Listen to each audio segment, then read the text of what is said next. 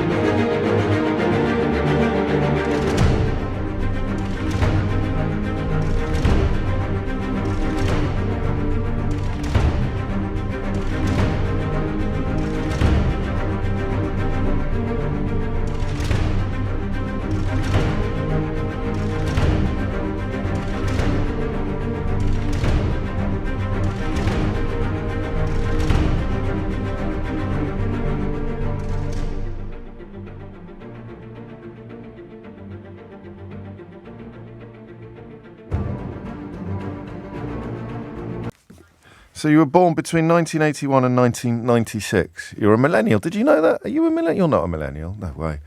You're probably a millennial. No, Jones. No, mate. No. No, you're a geriatric. It's 4 minutes after 10. Millennials, I think, have more problems with rent and property than any generation in living memory. And I've got two questions for you. One, you won't answer, because we're going to disprove it, really, in the course of the next 55 minutes or so, which is, why don't we talk about it more? Because every millennial has parents and grandparents, well, all but a very tragic few. Millennials all have parents and grandparents, and you'd think, wouldn't you, that the situation of people, and at least we're not confining it to 1981 to 1996, that's just a useful category. I'm talking about the younger generation, but I think that probably goes up to about 40 now. Doesn't it? People who thought that they would be property owners and yet are stuck in a never-ending cycle of renting. And it's not just a cycle of renting. It's like that room in Star Wars where all the garbage was. Do you remember? When the walls start closing in, it's like it's getting worse. A 10% increase. It's trying to think. I know lots of people have been hit very hard with their mortgages. But if you had to find 10% more for your largest monthly outgoing every month, I do wonder how many people would actually start. The wheels would start wobbling. Your financial security would start teetering. Here you go. Before I've even introduced the subject, John's been in touch to say it's destroying us, James. We were renting a studio for £850 a month. Social services ordered me to give up work to help the children settle and to give me time to attend to all their doctors, dietitians and CAMS appointments. You've obviously got some children with issues. We had to move into a 3-bedroom property, which is now $1,750 a month. So we've halved our income and doubled our rent, and it's about to go up again. The inevitability of it is what confuses me. The sense of it just, oh yeah, fine, that's happening. How much of an issue is it in your life? Cost of rent on new tenancies has gone up by 10.2% year on year, which has rendered November the most expensive month for renters in years. And when it says in years, I wonder whether it actually means ever. London, the worst affected. Rents rising faster in London than anywhere else in the country. And a newly let property in the capital, in a capital, has risen by 13.2%. So the average is £3,174 after tax that you would have to find every month. And I know averages are not, they can be unhelpful in some circumstances, but it's absolutely extraordinary. I'm more interested today in the whats of it than the whys. I'm more interested in what it has done to you, what it does to you, as opposed to why rents are so high, because interest rates and a lack of building. And also, every time I hear politicians talking about a lack of building, I'm struck by how many properties are just empty. I appreciate that's probably more of an urban issue, possibly even more of a London issue than it is elsewhere in the country. But if I was a politician, you must always catch me when I say that phrase, by the way. If I was a politician, we'd all be doomed. If I was a politician, I would be as interested in empty, unoccupied houses as I would be in unbuilt houses. I would very, very much be looking at unoccupied houses. But I wonder whether we have such an odd relationship with property in this country that the idea of somehow forbidding people to have unoccupied properties, to have empty properties, would impinge upon some of our libertarian instincts. I don't know. Another one already, before I've barely drawn breath. James, me and my partner have just had to move out of London. Average wages. The rent was taking up about 50% of both of our incomes. Landlords did nothing to pass on reductions in interest rates. They constantly pass on the rises to their tenants, often because they're over-leveraged themselves on a property that they could only afford when interest rates were very low. So we need a little bit of why, I suppose, a little bit of what's going on. But I'm more interested in what is happening to you. And listen, I never know quite how to play this. So I have to obviously not concede, that's not quite the right word. Acknowledge is the word I'm looking for. I have to acknowledge that I am very luckily insulated from this reality. This is not something that I have personal experience of yet. And I'm not one of those idiots who thinks that personal experiences I had 30 years ago are in any way relevant to the same issues today.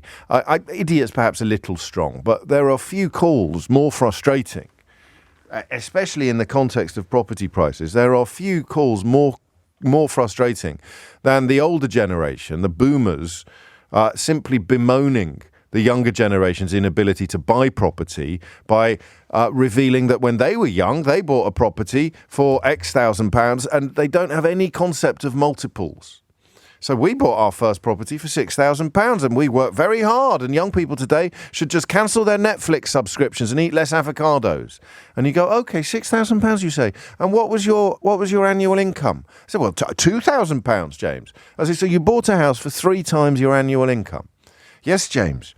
And we worked bloody hard. And I say, well, these days you would have to be able to find 10 times your annual income or 20 times your annual income. So could you, in 1954, on your income of £2,000 a year, bought a house for £30,000? No, I couldn't have done. Well, then just stop banging on about avocados and Netflix, and young people of today don't know what a proper shift is. How, and if you'll indulge me slightly because it's Friday and I always find my brain firing on slightly different cylinders from the rest of the week on a Friday. It's what I call the crackerjack factor. What does it mean in the bigger picture? Where does it lead? When I say what changes has it made to your life, I don't just mean how big a chunk is it taking out of your incomes and outgoings. I mean, does it actually? I don't want this to be true, but I think it must be. I try to imagine where Mrs. O'Brien and I would be if we were in that situation. I've told you a few times, and younger listeners find this almost impossible to believe, that we got, just 24 years ago next year, we got a mortgage for 110% of the value of our first property. 110%. So I don't know that I need to explain this in mathematical terms, but it meant that the bank gave us money with which we could buy a flat and have about 15 grand left over, or perhaps 15, 16 grand left over. So we went to Thailand. And that was so insane compared to what your experience is today. Please don't hate me.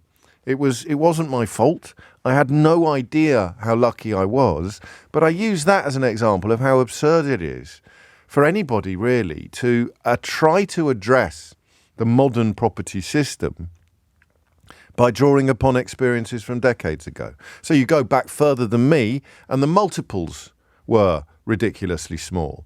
You go back to when we were getting onto the property ladder 20 years or so ago, and the money you could borrow was ridiculously cheap. I think it contributed in large part to the 2008 financial crisis, but we were all right by then. And of course, such is the nature of the mad market, that the equity goes up every year. The value of the property goes up every year. So you're having theoretical cash. It's theoretical until you sell up or remortgage. You're having theoretical cash poured into your metaphorical pocket all the time. And where would you draw the timeline? I suppose it's when mortgages just became expensive, and when I'll tell you exactly where the timeline is, and it's post-financial crash, isn't it? It's when the deposit became absolutely de rigueur. It's when a significant deposit in order to secure a loan for a home became de rigueur that everything changed. And that is probably the largest contributor to the renting explosion. The Mayor's office, according to Mark in Tooting, who's usually very reliable on such matters, says according to the Mayor's office, there are 30,000 long-term empty properties, with the highest concentration being in Kensington and Chelsea. 30,000. Do you remember after the Grenfell Tower tragedy, it was suggested that some families may be housed almost compulsorily in properties that had stood empty for years. And that takes us back to the exponential increases, doesn't it? I don't know, you're a Middle Eastern potentate or a Greek shipping tycoon. Why not buy a massive mansion in Kensington and just leave it? Watch it go up in value. It's probably over the last 20 years been a better investment than gold bullion or a Picasso painting. So why would you worry about sticking someone in it? It's an asset. It's not a home. But I digress. 14 minutes after 10 is the time. I digress. Rents are ridiculous. I say that with a smidgen of silliness. I'm conscious of not being affected by it yet, but I've got teenage children. They're going to be moving into the rental market before you know it, aren't they? That's going to be happening sooner rather than later. So the two questions I've got as a consequence of that are, what does it do to your life when rent is so ridiculous? 03456060973. And I mean that in the short term, but crucially in the long term as well. Because you'd be putting off having a family, I think. That was a bit I didn't want to say out loud. You'd be putting off having a family. You'd be changing life-held plans. You'd be looking at your future and feeling differently about it from how you felt when you left school or college or when you set off on adult life.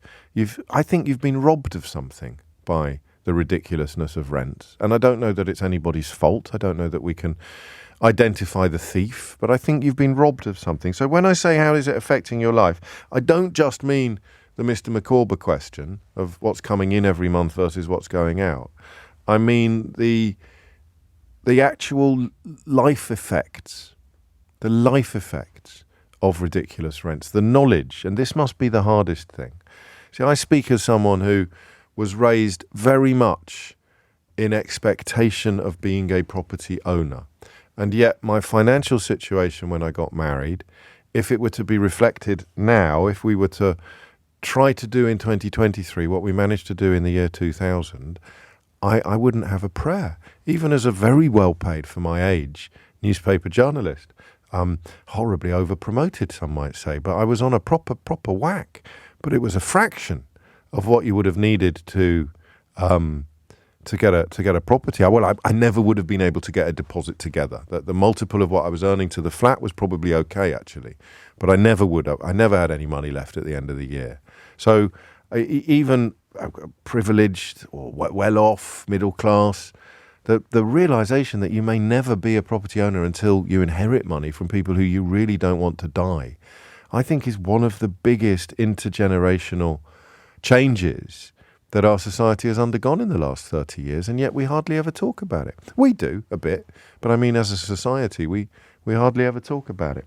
So the life changes, the way it changes your life, or rather the impact it has upon your life, because it's not a change, it's a change in expectation, not a change in existence. And I suppose we should and we must offer up a little side order. Or, no, actually, I won't do that. What about the older generation looking at the younger generation? I want to hear from you as well. I mean, why are we so bad at recognising how different it is? So how much of a shock was it to you when your children left home and the relationship with renting turned out to be utterly unrecognisable from the relationship that you'd had with it 30, 40 years previously, 25 years previously, rather. 17 after 10. There's quite a lot there to chew on, quite a lot there to get stuck into.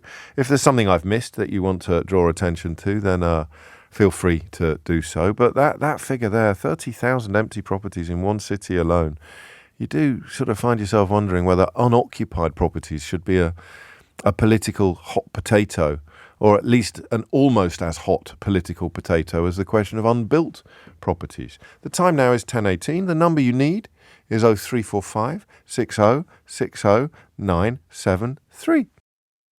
Big court case at the High Court, which is due to deliver a verdict in the next 10 minutes, or in about 10 minutes' time. We'll definitely be jumping on that when it happens. The Duke of Sussex, Prince Harry, suing the Mirror Group for phone hacking offences, which, I mean, it's going to really, whatever the result is going to be big news. 21 minutes after 10 is the time. We're talking in the meantime about the UK's rental bill, which has more than doubled since 2010. Okay, hands up if your income has more than doubled since 2010. Oh, actually, this is awkward. Okay, everyone except me, hands up if your income has doubled since because nobody's income has doubled since 2010, has it? And yet your rent has. Your mortgage hasn't, I don't think. So what does it do to your life? Patrick's in Reading. Patrick, what would you like to say? Hey James, how are you? Very well, mate. But I don't like this topic in the sense that I wish it wasn't happening, but it is, and I find it very interesting. I think for me it's really interesting because it kind of brings together like 3 or 4 different subjects, which I feel like you've touched upon over the last sort of 6 to 9 months, actually 12 months if we go back to kind of Truss's kind of idea of what to do, and then obviously went really well, and then I think Labour Party kind of talking about Tory mortgage tax, but I remember you mentioning it and your callers mentioning it at the time, going, well, what about rents? And appreciate you can't mention it every day, but I mean, it was always kind of at the back of my mind going, well, I mean, I live in a rented property, my landlord has a mortgage, if his mortgage goes up, what's going to happen to me? And there's some good landlords, I imagine most of them are good, but have to get the money from somewhere. Talk me through the details of where you are and the role that rent plays in that location.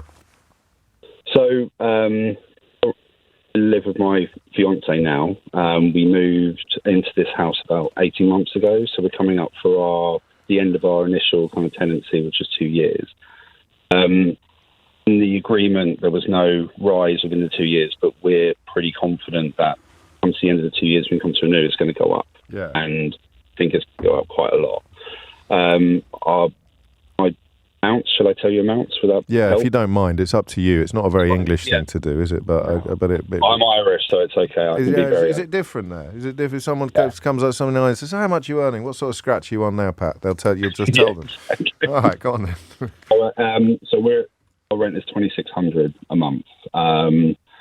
We're kind of thinking it's going to go up by at least 10%, probably a bit more. Yeah. But we both you're nudging towards $3,000 then. So still below the average for London, but you're in Reading. Exactly. Yeah.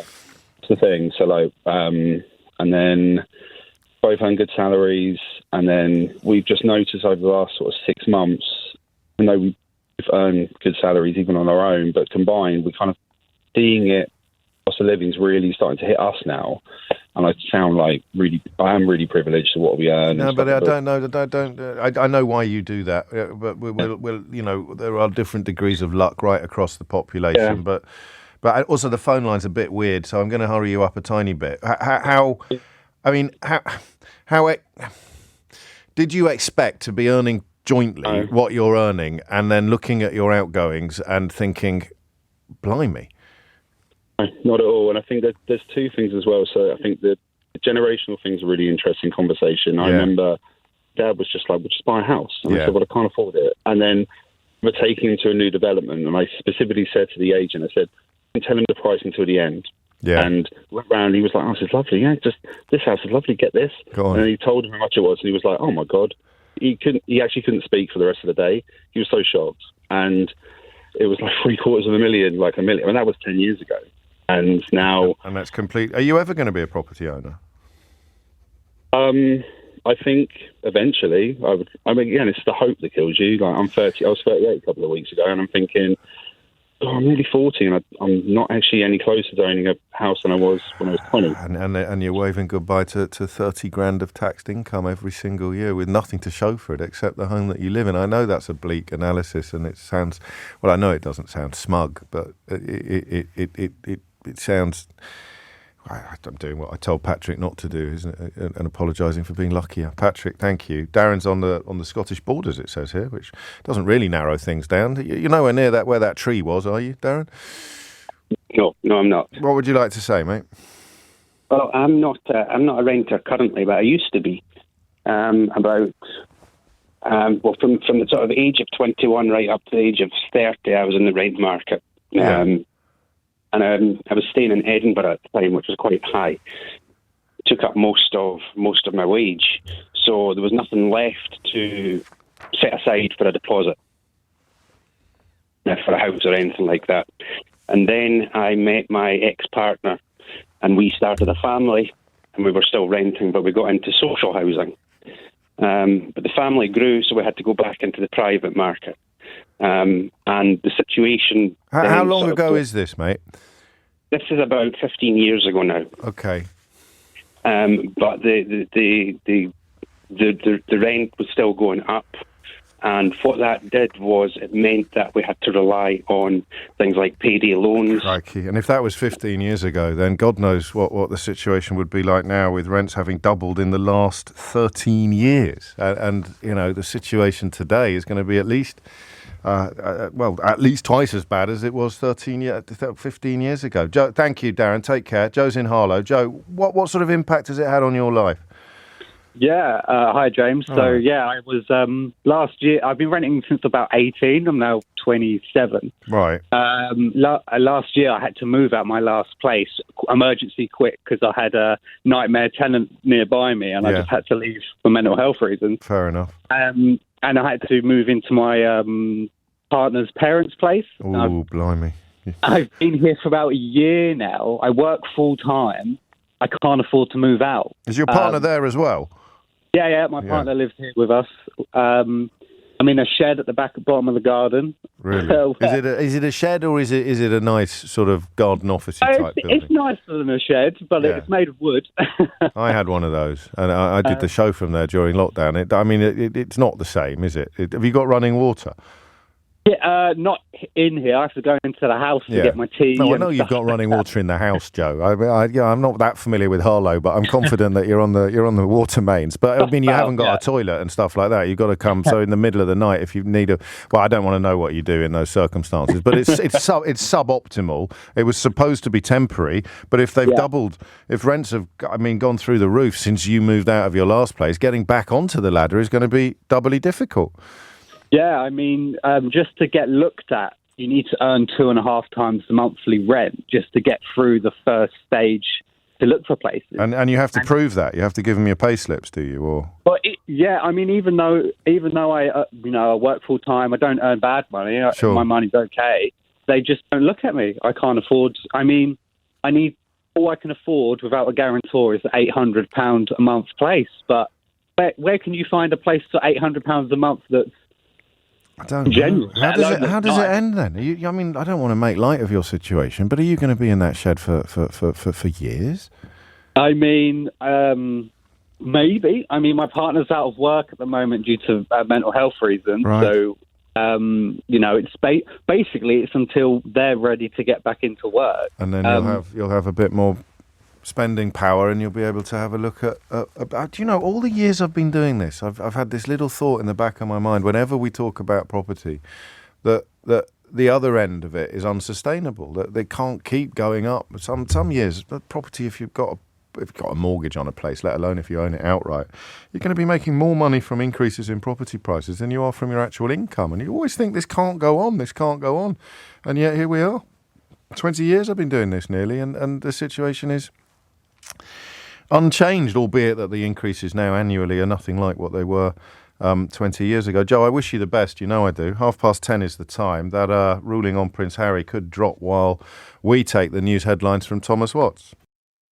When I don't know whether or not it endears me to people in the same line of work, but when I confess to you that I've got nothing to say and therefore we're just waffling to fill a little bit of space before Keir Starmer gets to his feet at PMQs or before something happens at the state opening of Parliament or the King's speech or whatever it may be, one of the correspondents, I'm not going to embarrass anybody by providing further details than that, currently waiting for the ruling on Prince Harry's hacking claims. One of the correspondents has just said, and we're standing outside a modern part of the courthouse. He has such a lovely example of having to keep talking, having the studio have crossed live to you outside the High Court, and you've got absolutely nothing to say, except we are still waiting for the ruling to be handed out on the hacking claims Prince Harry and 3 others have brought against Mirror Group newspapers. The Duke of Sussex and 3 others allege phone hacking, and the judge will rule shortly on 33 sample news stories. Harry himself seeking £320,000 in damages. But the money is an interesting element of this. I wonder how many people listening to this understand how absolutely bonkers this system is. So there was a settlement last week involving News Corp newspapers, the owners of the now defunct News of the World and the Sun newspaper, and they settled in very expensive terms with a number of public figures, including a pal of mine, actually. And the settlement involves them insisting that there was no wrongdoing. So they give you hundreds of thousands of pounds and publish a statement saying we do not accept that we did anything wrong. But by doing that, they kind of stop you from pursuing the case any further, because if the case goes further and the judge settles less money on you than the offer that they made with no admission of wrongdoing, then you are liable for legal fees. You're certainly liable for your own legal fees. I think you may even be liable for theirs. So imagine that I accuse you of hacking my phone, and you say, I did not hack your phone, but hey, look, we're both very busy people. Here's £200,000 to go away. And I say, no, I'm not going away. I want to pursue this all the way to court. And we go to court, and you're found guilty, and the judge says, this is outrageous. This is an egregious crime. I'm going to fine you £150,000 in damages. And then I get hit with a £1 million legal bill. So I don't know. I mean, hands up now, seriously, if you understood that.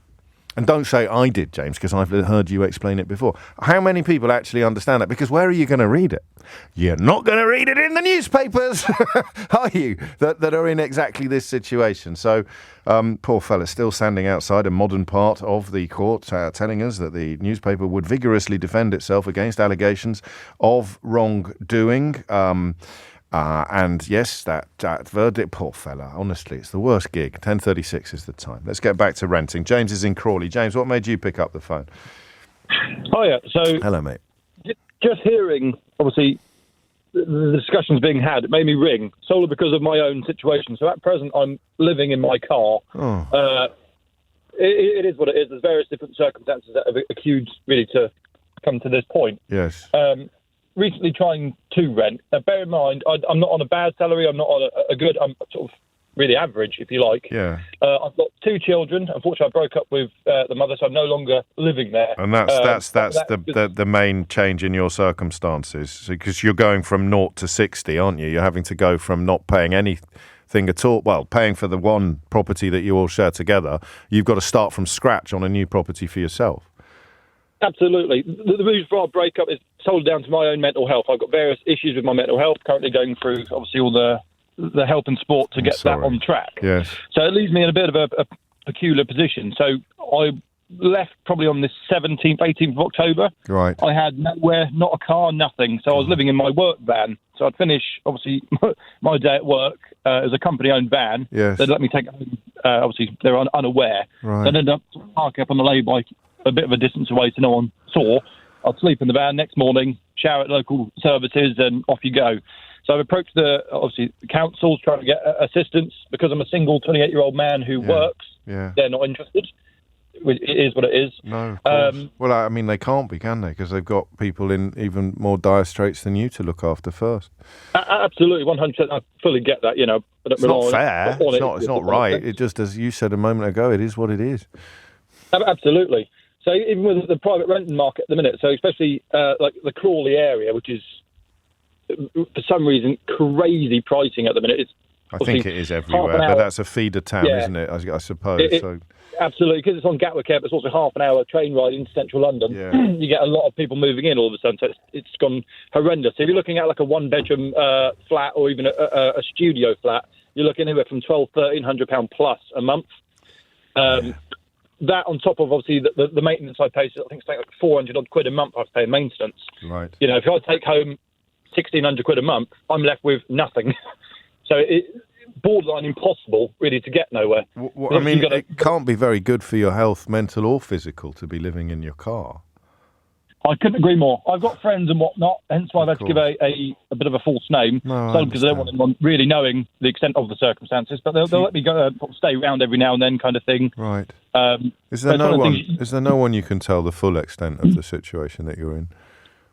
So I've got a mental health team. I've got a crisis team that I'm currently being diagnosed with something called psychosis and bipolar. Right. So it's a mixture of things, but it's just unfortunately the modern day of living. It's kind of like it or lump it, because where else can you go?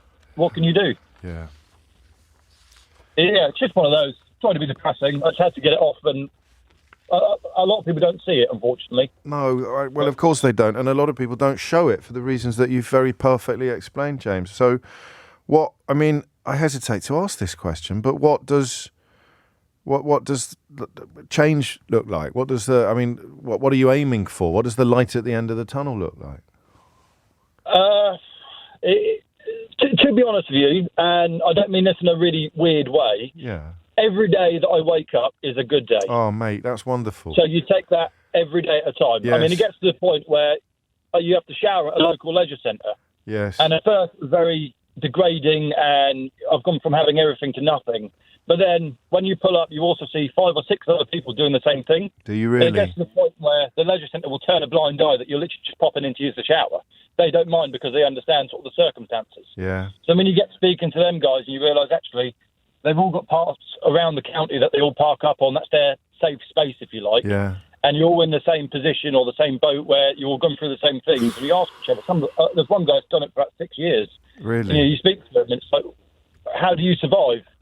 I mean, there's been nights, James, where I've woken up, I've had frost on my hair, and everyone's nice and, especially the council, very quick to go, well, you're earning a wage, go and get a hotel. Right. Well, that's all well and good, so you can do that. But at the prices of hotels at the minute, you're looking probably 100 quid plus a night. Yes. So I can do that for the first 3 or 4 nights, but then how do I eat for the rest of the month? Or how do I get to and from work? Or take my kids out of a weekend? You're in sort of dire straits. What do you do? You're, just to clarify, you're in full-time work. Yep. And you're waking up with frost in your hair, in your car. And your maintenance is, even if you weren't paying that, you'd not exactly be living it up, would you? But that is the difference between being able to keep a roof over your head and not, really, isn't it? And I know that you wouldn't want to not pay that because you're a dad and they're your children. I would never see them go about. I'd go about. I've missed meals and all sorts just to be able to take them to McDonald's when I've got them. It is what it is. Yeah. Forgive me for being nosy and tell me to That's right. sod off. But what about mum and dad or someone that you could just get my dad died about 3 years ago now. Oh, he was sorry. probably my best friend and my biggest supporter. Yeah. So whenever I was having a bit of a crisis or there was an issue, he was always there. Not financially, they're both severely disabled, so I was effectively his carer for quite some time. Okay. He passed away. The relationship strained with, obviously, my mum, so I haven't spoken to her for about 2 years. Oh, dear. Okay. It's just one of those things, unfortunately. When you suffer with mental health as well, a lot of people look down as it's an excuse. Take it from me, who takes the best part of 7 tablets every single day. Yes. It is not an excuse. I'll do anything not to have the issues that I do have. Or even, to be fair, to understand my own brain at times, Yes. it's a real struggle. I do. Yeah. You're in a safe space here, James. No one's going to be suspicious or accusing you of anything, but I appreciate society can be a very unfriendly place for invisible conditions, can't it? Even visible conditions. But I suppose I have to point out to everybody else listening that Rishi Sunak has just declined to appoint a Minister for Disabilities, which perhaps gives an indication of where people like James and many others listening to this programme sit on the current Prime Minister's list of priorities. What are you going to do for Christmas? I've been thinking about this a lot recently. There's a few lay-bys I'm eyeing up. I don't know, is the honest truth. I'm trying very hard not to sort of cross that bridge. Okay. And communication with your partner, your ex, has broken down completely, has it? We can be civil for the sake of the kids. I mean, it's very, like I say, it was very much my issues is the reason for the relationship breakup. Your illness. So Your illness. Absolutely. It's one of the things I heard for about 5 years, where I'd hear voices behind me talking to me. Yeah. And sometimes they'd be aggressive voices, sometimes they'd be just a bit weird. Yeah. I thought nothing of it. I used to put my headphones in. Even now I do it. Yeah. More of an excuse now. I can walk down the street and I put headphones in. Sure. So if they get a bit intense, it almost appears that I'm on the phone to somebody. Yeah. So you don't get the weird looks that perhaps I used to be getting, or if you try and focus on sort of one conversation at a time and you've got a voice in the back of your head constantly going on, if you have the radio full whack whilst having a conversation with someone, it's almost nigh on impossible to hold one singular conversation. So I'm on various medication now, which, to be fair, have helped tenfold. Obviously, you still get your good and bad days. You're naturally going to get those. But yeah, no, in relation to my ex, it has broken down to a point. I mean, I still love her, vice versa. It's just one of those things. We're probably better off at the moment not being together. But again, she doesn't know the full circumstances. No. She thinks I'm living at all I can say to you is that it's a privilege to talk to you. It really is, and to hear the strength that you're bringing to the situation that you find yourself in. But I can't give you advice. I wouldn't patronise you or pretend that I'm qualified to do so. But I really feel, mate, that you've got to find someone else to lay it all out. So I want someone else to know what you're going through. Do you see what I mean? And I know you've got the mental health team with you, and they do a brilliant job in incredibly difficult circumstances. But knowing you, just on the strength of this very short phone call, people who know you better than I do must also recognise that you're clearly a really lovely man, and you might be surprised, perhaps, by how people would respond to knowing a little bit more about how bad things are for you at the moment. I think it's more the societal thing. You always think everyone's going to look down on you and whatnot. And it's a really hard thing to swallow, especially if you're in that situation. I'd love to, not, exactly as you just did, I'd love to give someone advice and go, look, if you're feeling a bit down, go and have a chat with someone. The problem is when you're in sort of my, circumstance, to open up to someone like yourself, with the greatest respect, you're random. I'm never going to meet, vice versa. It's nice and easy to have this conversation with you. I can tell you, it's not even just how dare you call me a random? I'm a best-selling author and very popular radio presenter. What an appalling thing! What an appalling thing! And I hope we do meet one day. Actually, I hope I prove you wrong on that, and that things are better for you when they do. But just think on what I said. Everything you've said makes perfect sense. It's easier to talk to me than it is to talk to someone that you've known for 10 years. Of course it is. I get that completely. But just do me that tiny favour of just thinking about whether or not maybe there is somebody to whom you could share it, with whom you could share a little more detail. That's all. Absolutely. I will do. And look after yourself, all right? You too. Take care, James. Cheers. God bless. 10:47 is the time. The ruling in that case involving Prince Harry has begun. The judge currently ruling on 33 sample news stories. I can tell you he has concluded that there was, quotes, extensive, end quotes, phone hacking by Mirror Group newspapers from 2006 to 2011. I quote again, even to some extent, end quote, during the Leveson inquiry into media standards. That is the early findings of Mr. Justice Fancourt at the High Court today. Much more on this after this. It is 10 minutes to 11, and the Duke of Sussex was the victim of unlawful information gathering, according to a judgment in the process of being handed down at the High Court. It follows a trial in which Prince Harry and three others, the former Coronation Street actress Nikki Sanderson, the former wife of the comedian Paul Whitehouse, Fiona Whiteman, and the actor Michael Turner, known professionally as Michael Lavelle, have brought against Mirror Group newspapers, which publishes the Daily Mirror, the Sunday Mirror, and the Sunday People. They had largely contested the claims and claimed that none of the articles referred to in the case had resulted from hacking. But as I say, the Justice Fancourt, Mr. Justice Fancourt, has ruled that there was extensive phone hacking by Mirror Group newspapers between 2006 and 2011, which is a period specified in the claim and the stories referred to. It doesn't mean that was the only period in which extensive phone hacking may have taken place. It's just the focus of this particular legal action, and I think particularly troubling for everybody really, but for the people on the hook for this in particular, is the notion that even during the Leveson inquiry, journalists from the Mirror Group were hacking the phones of people who were the Leveson inquiry was looking into ethics in the press. It was, I think, Theresa May who cancelled Leveson 2 to the delight of all of the media that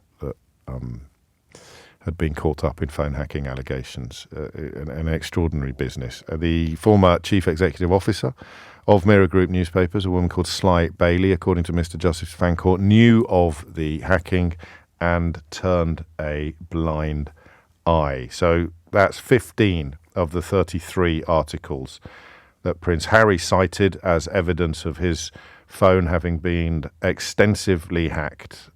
He has been found for. I wonder whether any of the newspapers will have the audacity to focus on the 18 cases that he's lost. I wouldn't even make that joke in normal circumstances, but in the country we live in, with the state of the newspaper industry that some of us are familiar with, the possibility cannot be dismissed. But we shall be bringing you a little bit more on this story as and when it occurs. But as things stand now, the judge has ruled there was extensive phone hacking by Mirror Group newspapers, even to some extent during the Leveson inquiry into media standards. A lot of love coming in for James, if you're still listening, an awful lot of love, and a lot of people who would like to help you as well. But it's such a difficult thing for us to police on that front that I'm not sure what we can do, but I will look into what possibilities there may be. 10:53 is the time. It's rent, you see, full-time job with the added complications of relationship breakdown and mental health issues. But despite those two burdens, the man is managing to hold down a full-time job. He simply can't afford to pay rent because rent is so high. And I think we'll all remember that phrase, won't we, for a long time to come, about waking up with frost in your hair. Sean's in Cambridge. Sean, what made you pick up the phone? Firstly, I just want to say a huge well done to the last caller. Yes. It's so hard to articulate, your own inner workings when you are suffering from chronic mental health issues. Yes. I have also been in serious chronic mental health issues over the course of most of my adult life, as a result of working in the hospitality industry and never really being able to make ends meet. Fortunately, thanks to the progression of my partner's situation, I can now see the contrast between being in that chronic situation and how much of an effect that had on my mental health and my suicidal ideation and the situation that I was in. What I kind of want to bring to the table in this conversation is something that I've wanted to call in about many, many times. And that is the larger issue, because I feel like these are symptoms of a much larger problem that we don't really talk about in the media or in politics. And that is the fact that these are symptoms of the current economic paradigm itself, that this isn't really a new thing. It's just a continuation of policies and sort of actions made by many governments in the world over the course of decades, and we don't seem to talk about that. Well, we do talk about it a bit, and of course, you know, the capitalistic model is critiqued quite frequently, and I understand your point, and I understand your priorities, but I'm interested in making my listeners today aware of the reality of what rent is doing to people in the now, in the moment, as opposed to, and I say this very, very respectfully, as opposed to economic critiques of the whole world. I could appreciate your focus on that. So what I mean, people like me need help understanding what life is like for people like you, if you see what I mean. Well, what life was like for me was spending more than half of my wages on just making sure that I had somewhere to live in the first place before I even concerned myself with bills on top of that. Then not having anything left over, which forced me into crediting situations, which has exacerbated that problem. I think that's what you've expressed so well, is the sense that you start with the burden of mental health issues and then the reality of this relationship between income and outgoing makes absolutely everything worse. These are straws that can break camels' backs. Listen, I think I was unfair to you there, and I've got a couple of minutes left before the news. So do Sean, explore a little further the kind of the point that you wanted to make about the broader economic realities. I've explained why we won't be doing it on a very, very regular basis. The only reason I wanted to bring it to the table is because of the fact that when you talk about situations with schools, the NHS, all of the different subjects that you cover, and I admire you for bringing those things out the way that you do, is that I feel like these things are connected in a very intrinsic way to the way that the larger economic situation is. And I just don't feel like that gets the coverage it deserves. Fair enough. In terms of how do we move forwards from that and set an example as a country. Well, I think if I were to mount a defence, we talked about it yesterday. We took calls on school dinners yesterday or the day before, and callers in Northern Europe, callers in Scandinavia, pointing out that having some of the highest taxes in the Western world are the reason why their children have a much better diet at school, why they have a much better education system. So I think we come at it usually on the specifics of the case rather than...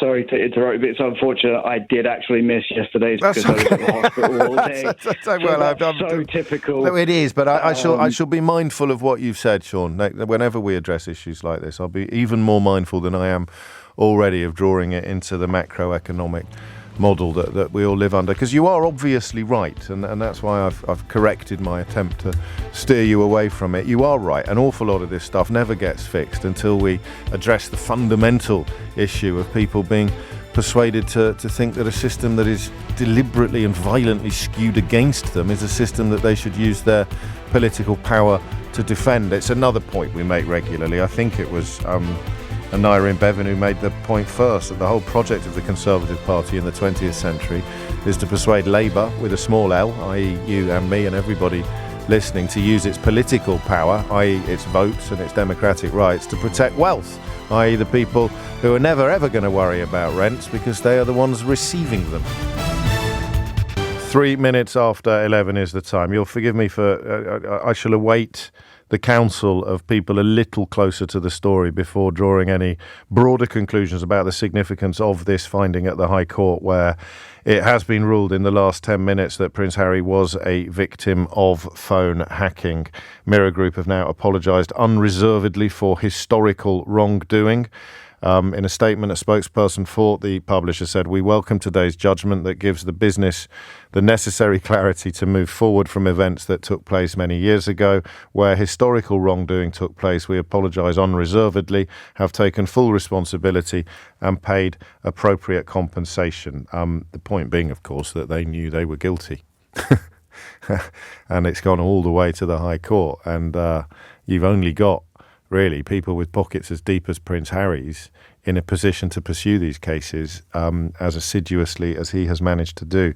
And there is more to come, which is why I will await the counsel, probably of Evan Harris at Hacked Off, who is one of the best informed people on this front. The significance not only of this judgment, this ruling, for Mirror Group newspapers, Prince Harry and his co-plaintiffs, but also, of course, for the cases still to come, because he is in conjunction with other public figures, including the mother of the murdered teenager, the victim of the racist murder, Stephen Lawrence's mother, Doreen, Baroness to you, Baroness Lawrence. There are other cases with other news publishers that are yet to come before the court. In fact, even I can't remember all of them, but I don't think there is a major newspaper publisher apart from The Guardian that is not implicated in some of these allegations and accusations. But as I say, Evan will join us when he gets out of the courtroom and talk us through the impact of this finding.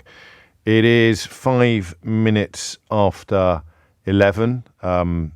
And I'm going to move on shortly, but I just looking at what other people are saying, it is a huge victory for Prince Harry. Absolutely huge victory for Prince Harry. And in fact, yesterday there were a couple of stories around attacking him, and I wondered why. I thought, that's odd. Is it, I know there's a Y in the month, and therefore they'll be attacking Prince Harry and his wife, but the sheer scale of the abuse that is heaped on the Duke and Duchess of Sussex by British newspapers is breathtaking. And this is part of the reason why, because he has the guts and the capacity and the resources to refuse to be bullied by some of the most bilious and unpleasant human beings that have ever deigned to call themselves journalists. So a little more on that later this hour. 6 minutes after 11 is the time. Okay, this is a hardy perennial of the radio phone-in. And whenever I find myself approaching a hardy perennial of the radio phone-in, I have a little voice in my head that tells me to try to do it differently from the last time you did it, or try to do it differently, dare I say, from how everybody else does it. Sometimes I think that's a mistake. 350,000 parents in England alone, I don't have the figures at the moment for Scotland, Wales and Northern Ireland, 350,000 parents in England were fined last year for taking their children out of school on unauthorised holidays. 356,181 penalty notices. So, in a way, if we were to... I know that there's a lot of single-parent families, and I'm being just a little bit mischievous in looking at this. But if you were to say incorrectly that every one of those fines was issued to a family where there's two parents, then you could double it. So it's 350,000 family units, not 350,000 parents, because then you'd split it, wouldn't you? You'd say, we both got it. Issued for taking children on unauthorised family holidays in the past academic year. It's the highest number on record, and it's gone up by 24% in 2019. Ahmed has pointed out there's no Y in December. Thank you, Ahmed. What is the figure? Is it? Yeah, all right, everyone's a critic. 24% since 2019. Now, I'm very conscious of high horses. It's an odd job, this. It's an odd job because in some ways, the higher your horse, the more effective you can be doing this for a living. Not that long ago, I would be very much of the view that I will climb onto the highest horse in the land and throw down my judgments and condescensions to people who clearly care less about their children's education than I do, than I care about mine. And I would do the same with Jamie. I'd accuse you of caring less about your children's health than Jamie Oliver does. Actually, I'd still do that. If you attack Jamie Oliver for his initiatives on school dinners and things like that, then he is demonstrating more concern for your children's health and lifestyle than you are, which should be a source of epic shame. But the country's gone to a strange place in recent years. We talked last week, I think, about how lockdown had broken the relationship between parents and teachers. Do you remember? I think it was the week before last.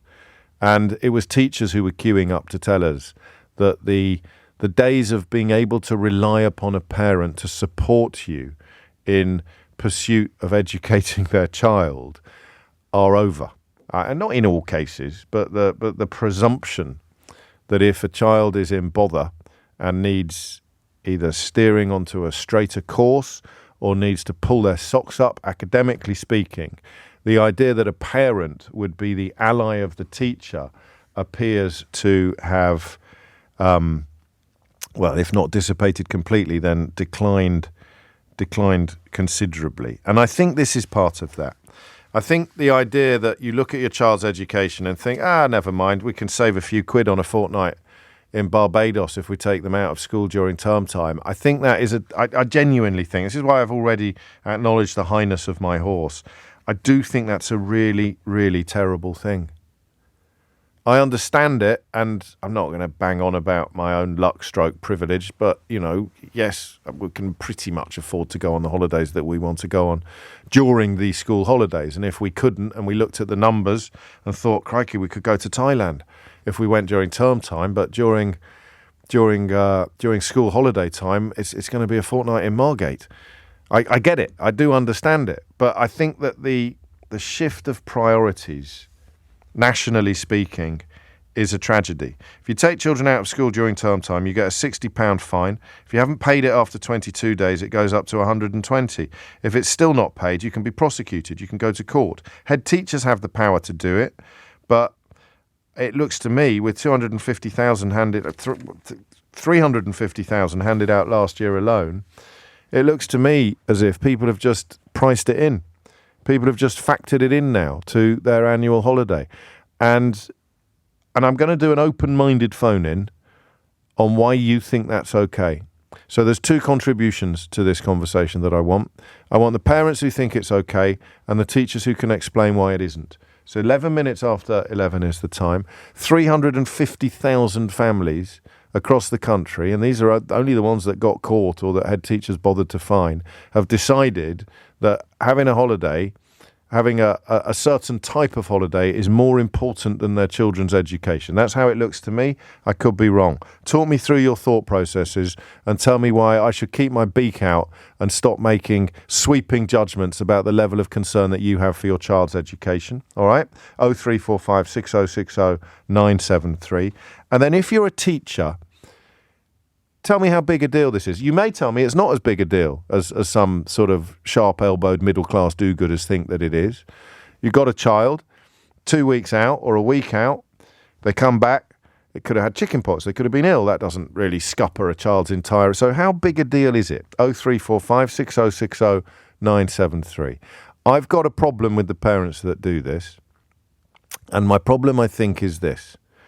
Children obviously need educating, but they also need to understand the balance of power in a classroom or the balance of power in a school.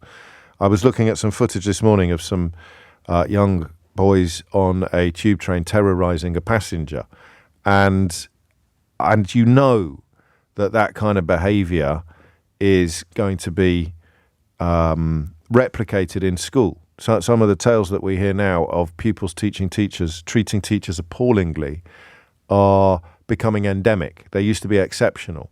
Whenever we do it on the programme, I think back to 15 years ago when a friend of mine was a teacher and was threatened with sexual violence by a 14-year-old boy, and I couldn't believe it. It made my hair stand on end. Now it's commonplace. And I think that for a parent who would be mortified to discover that their son was engaging in that sort of behaviour, I think a parent who thinks it's okay to take their kid out of school during term time is actually contributing to that contempt. And that's why I'm interested in talking to you, because I don't think you realise that you're contributing to an atmosphere in which children in school will treat teachers appallingly, because the message that you're giving them, and I think you get a lot of it from the media.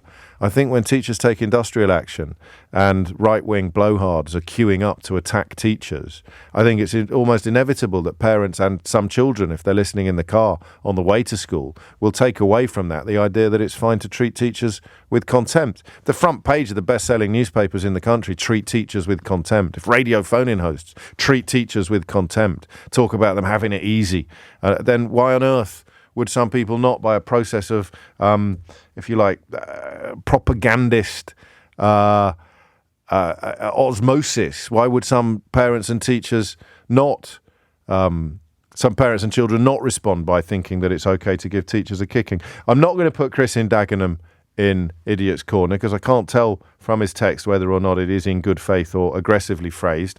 But he says, did you intervene? And the answer to that, Chris, is no, I didn't intervene when I was watching footage on my phone of some children harassing a woman on public transport that she had filmed and then posted on Twitter. How do you think I might have intervened, mate, on that one? It's no. So I'm presuming you didn't hear my description of what actually went on, and I don't think Idiot's Corner necessarily is a destination for people who've engaged texting finger before engaging brain or ear. So, record number of parents fined last year over term time holidays. I think this is both a big deal and very bad, but I need teachers to either support or refute that. And I think I will be a little bit patronising for once. And I will say that I think a lot of parents don't realise what a bad thing it is that they're doing.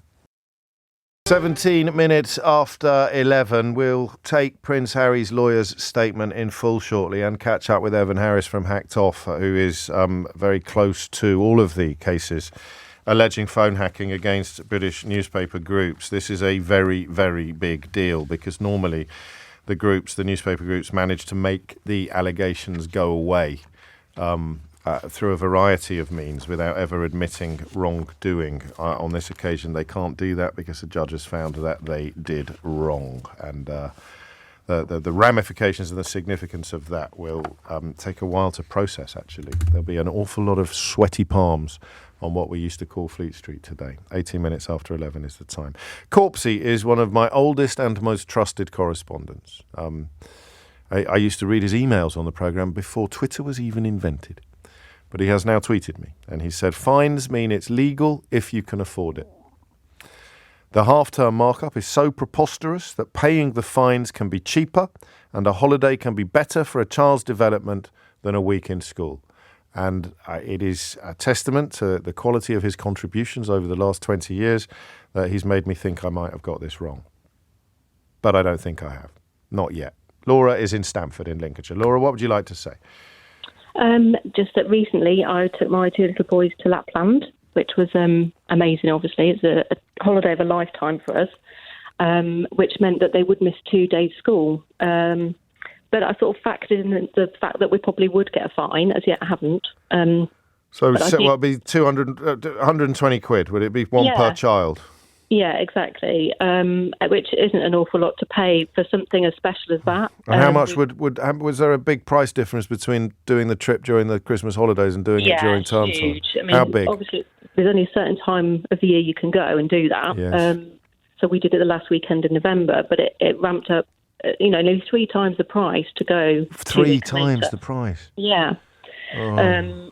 And also being a single parent, I've had holidays in previously where I've had to take them in school time because it meant either I couldn't go if we were to go in term time. I couldn't afford it to go in the holidays, but I could afford a week. I'm going to regret doing this one, aren't I? Because because I think I did it before therapy the last time I did this subject, and I've changed so much since I had therapy. Because I would have said, and I'm still going to say it, but I'm saying it through the recognition of how tin-eared it might sound. I would have said, Laura, what happened to the idea that if you can't afford something, you can't have it? Oh, yeah, I completely agree. What? To a degree, but it means that actually my children are missing out on a holiday. Yes. Which, when you're on your own, it's quite hard to find the money anyway. but it means that we can go away for a week in term time as opposed to not having a holiday for maybe 3 or 4 years. And the Lapland thing is a doozy, really, isn't it? Because that's it. I was given some money. My mum passed away, unfortunately. She gave me a small amount of money. Oh, you're really boxing. I'm already on the ropes now, and you've just swung your mother passing away to hit me even harder. I wanted to do something really special that I can make memories of my little boys, and that's what I chose to do. And it was worth £120 fine if I got that. If you get it, and there's part of me now that hopes you don't. No, there's all of me. There's all of me that hopes you don't. But the problem is that rules are rules, and albeit that you're mitigating circumstances, if the head teacher was fully aware of them, particularly the fact that they've lost their grandma, the head teacher might have said that's fine, but my old-fashioned self says it should be their decision, not yours. Yeah, and I think maybe a case-on-case basis would work better because everybody's situation now is very different. There's some truth in that as well, although if you've got children at 2 different schools, you could end up having one head teacher saying, yeah, that's fine, bon voyage, well, this is it. and the other one saying, no, I'm not going to let. Thank you. I needed a grown-up explanation of why this isn't another black and white binary issue. And you know what? I sometimes pretend that I miss being able to treat these issues as black and white and binary, but I promise you that I don't. It makes better radio, and I'm a much healthier person for not actually being able to cling onto the saddle or the reins on my high horse. But I still think there's a problem here, and we will invite teachers to explain to us why. I think Alan Bromley's gone in a bit hard. Staggering, he writes. You only have this opinion because you can afford to have it. You might as well adopt the same accent as Rees-Mogg. Nobody has the same. Even Rees-Mogg doesn't have the same accent as Rees-Mogg. Soon as the door's shut behind him, he sounds like Peggy Mitchell out of EastEnders. It's all put on. And the point is this, Al, and I do mean this. Listen, there are holidays that I can't afford during holiday time that I could afford during term time. It's just a question of turning the dial up on the holiday, isn't it? It's the question of how much you can afford. Everyone can afford a better holiday than the one they went on if they went during term time instead of holiday time. So that's not really fair. I might be able to go to the Maldives or something and rent a house with a waterfall in it. I don't know. But the things that I can't afford to do during the school holidays that I probably could, especially if it's as big a markup as the one Laura has described, that I could afford during term time, but I don't do it. So it's not fair to say that I'm being ultra privileged. At least I don't think it is, Al. It's certainly not staggering, and I will never adopt the same accent as Jacob Rees-Mogg. Let's hear now from David Sherborne, who is the lawyer for the Duke of Sussex, Prince Harry, who has scored a staggering victory, I think, in the High Court today. This is David Sherborne speaking outside the Royal Courts of Justice just a few moments ago. The court has ruled that unlawful and criminal activities were carried out at all 3 Mirror Group newspaper titles, The Mirror, The Sunday Mirror and The People, on a habitual and widespread basis for over more than a decade.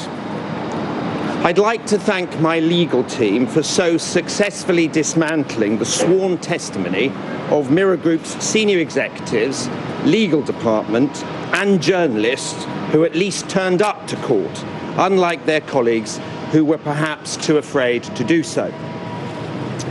This case is not just about hacking.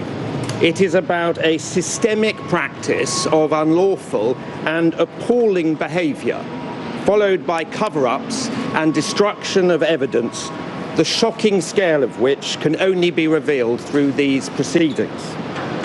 The court has found that Mirror Group's principal board directors, their legal department, senior executives and editors such as Piers Morgan clearly knew about or were involved in these illegal activities. Between them, they even went as far as lying under oath to Parliament during the Leveson inquiry, to the Stock Exchange and to us all ever since. The journey to justice can be a slow and painful one, and since bringing my claim almost 5 years ago, defamatory stories and intimidating tactics have been deployed against me and at my family's expense. And so, as I too have learnt through this process, patience is in fact a virtue, especially in the face of vendetta journalism. I hope that the court's findings will serve as a warning to all media organisations who have employed these practices and then similarly lied about them. Mirror Group's actions were so calculated and misleading that their pattern of destroying evidence and concealing their unlawful behaviour continued into the litigation itself, and as the judge has ruled, even to this day. I am happy to have won the case, especially given that this trial only looked at a quarter of my entire claim. Even on just that, it is clear Mirror Group's persistent attempts to suggest that my claim was, to quote their counsel, fantastical, in the realms of total speculation, and there was simply no evidence at all to suggest I was hacked. Zilch, zero, nil, nada, niente, absolutely nothing.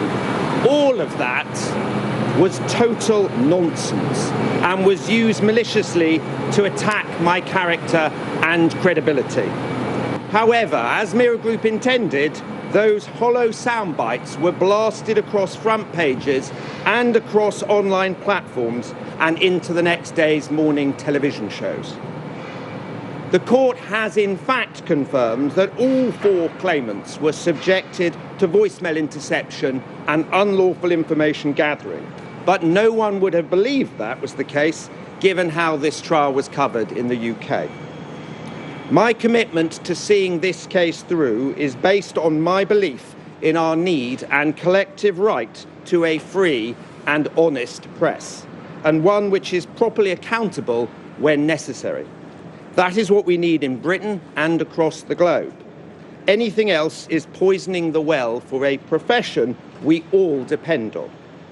The acts listed in this judgment are prime examples of what happens when the power of the press is abused.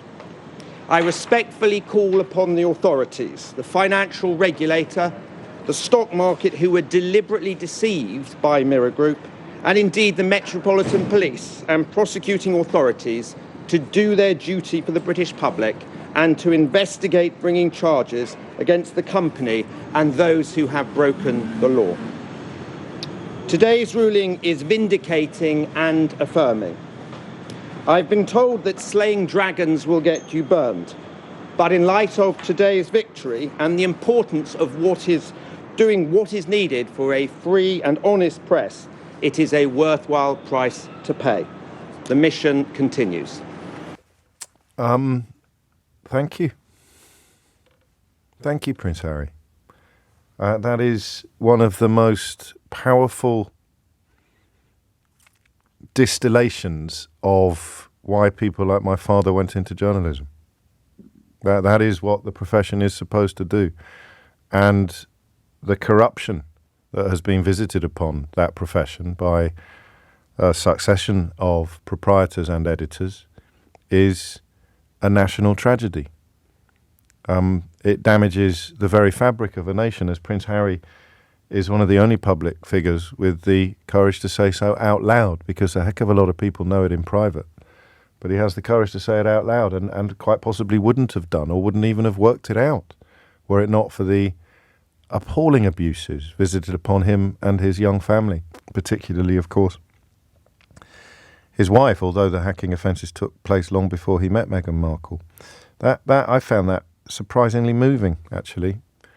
I think his motivation for doing it is as much public duty and public service as it is personal animus.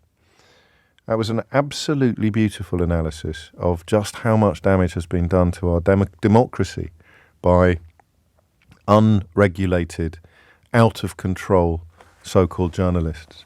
And absolutely extraordinary. And the attempts to humiliate him, malign him, libel him, undermine him, abuse him have been legion. I've never seen anybody. I haven't seen serial killers come in for as much abuse from British newspapers and some broadcasters as Prince Harry has. I genuinely haven't seen so. Not in terms of the regularity.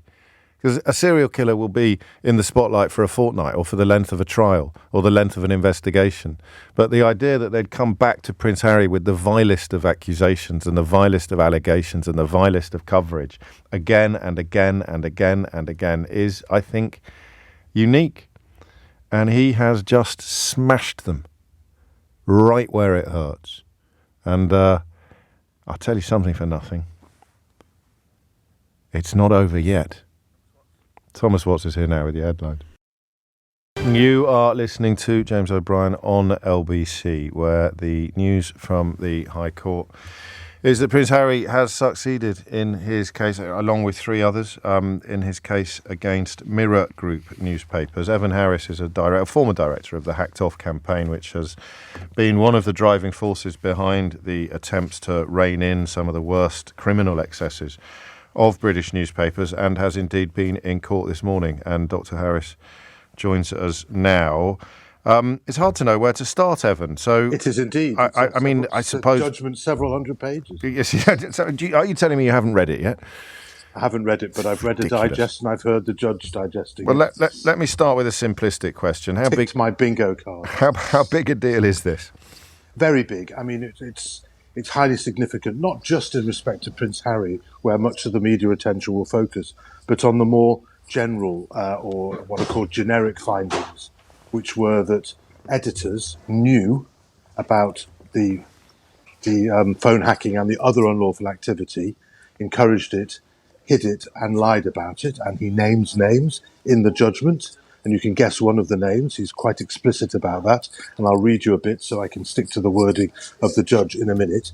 He also found that the board knew, or at least the chief executive, Sly Bailey, and the head of legal and the company secretary, Paul Vickers, knew about this in the latter case from 2003 and in the former case from 2006, and didn't do anything about it, didn't stop it, and therefore gave evidence to the Leveson inquiry that was not true. I mean, I'm putting it politely. Yes. And in addition, Prince Harry was awarded aggravated damages for the fact that this could have been stopped and they were concealing it.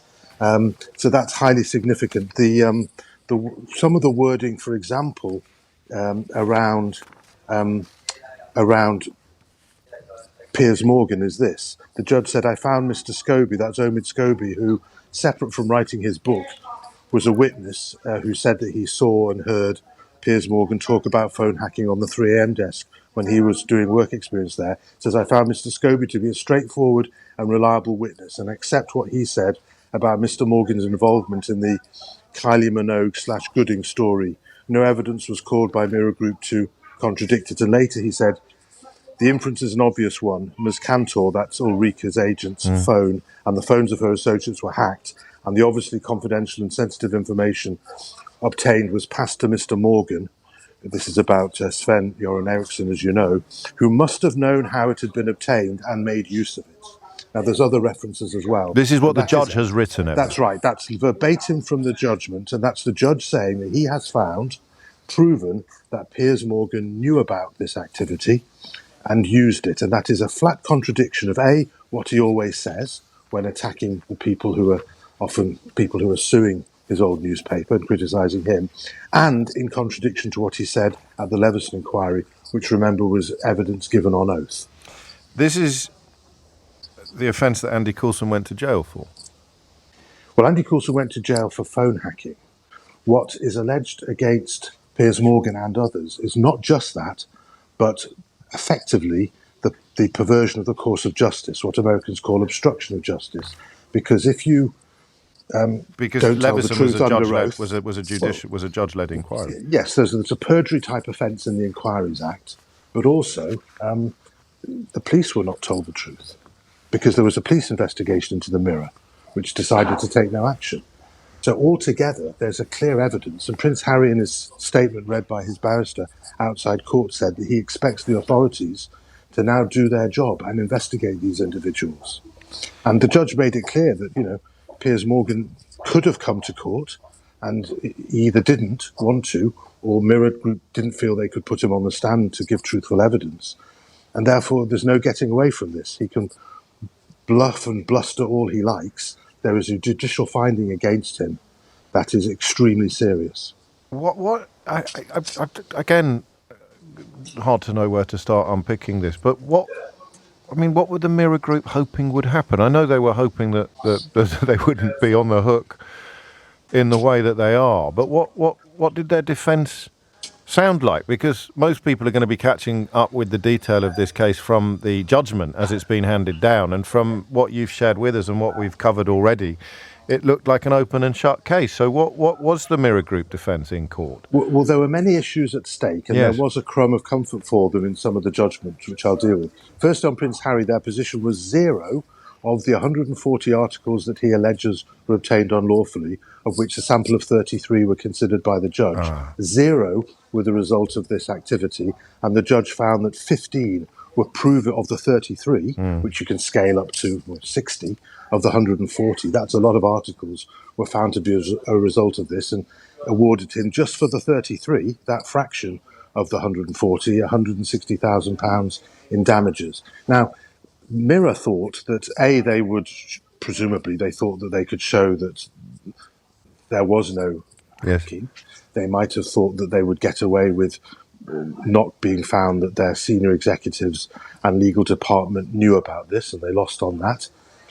But part of their aim, I think it's fair to say, was to say that these cases are too late, that the 6-year limit from when you find out about it to bringing it. And 2 of the claims fell into that 6-year delay, and the judge did dismiss those 2 claims. Now, I don't know whether that will be appealed. It's certainly a controversial ruling. But they can say, look, a lot of people should have known by 2015, when the first trial took place, that this was happening, and therefore there should be no more cases brought. Now, that's the crumb of comfort that they can take, but it's come at a huge price for their corporate governance judgment of their predecessor company, and at a huge cost in terms of widespread findings of illegality, including, by the way, the judge was explicit. I find that hacking and other illegal activity carried on up to at least 2011, even during the Leveson inquiry. Did that surprise you? That did surprise me. Yeah, me too. I've seen the evidence, so I'm not surprised. But I was pleased to see that the judge got that. Yes. So it did surprise me when I first saw it. Yes. I'm sure it did. They would have, closed shop and tried to limit the damage, but they just felt so much impunity. And this is the problem, because the press, as you've made the point yourself, the press don't report on the press. If this was any other industry, any other company, there would be calls for resignations from the press and for the police to take action. But that's the one thing you won't get from most of our newspapers.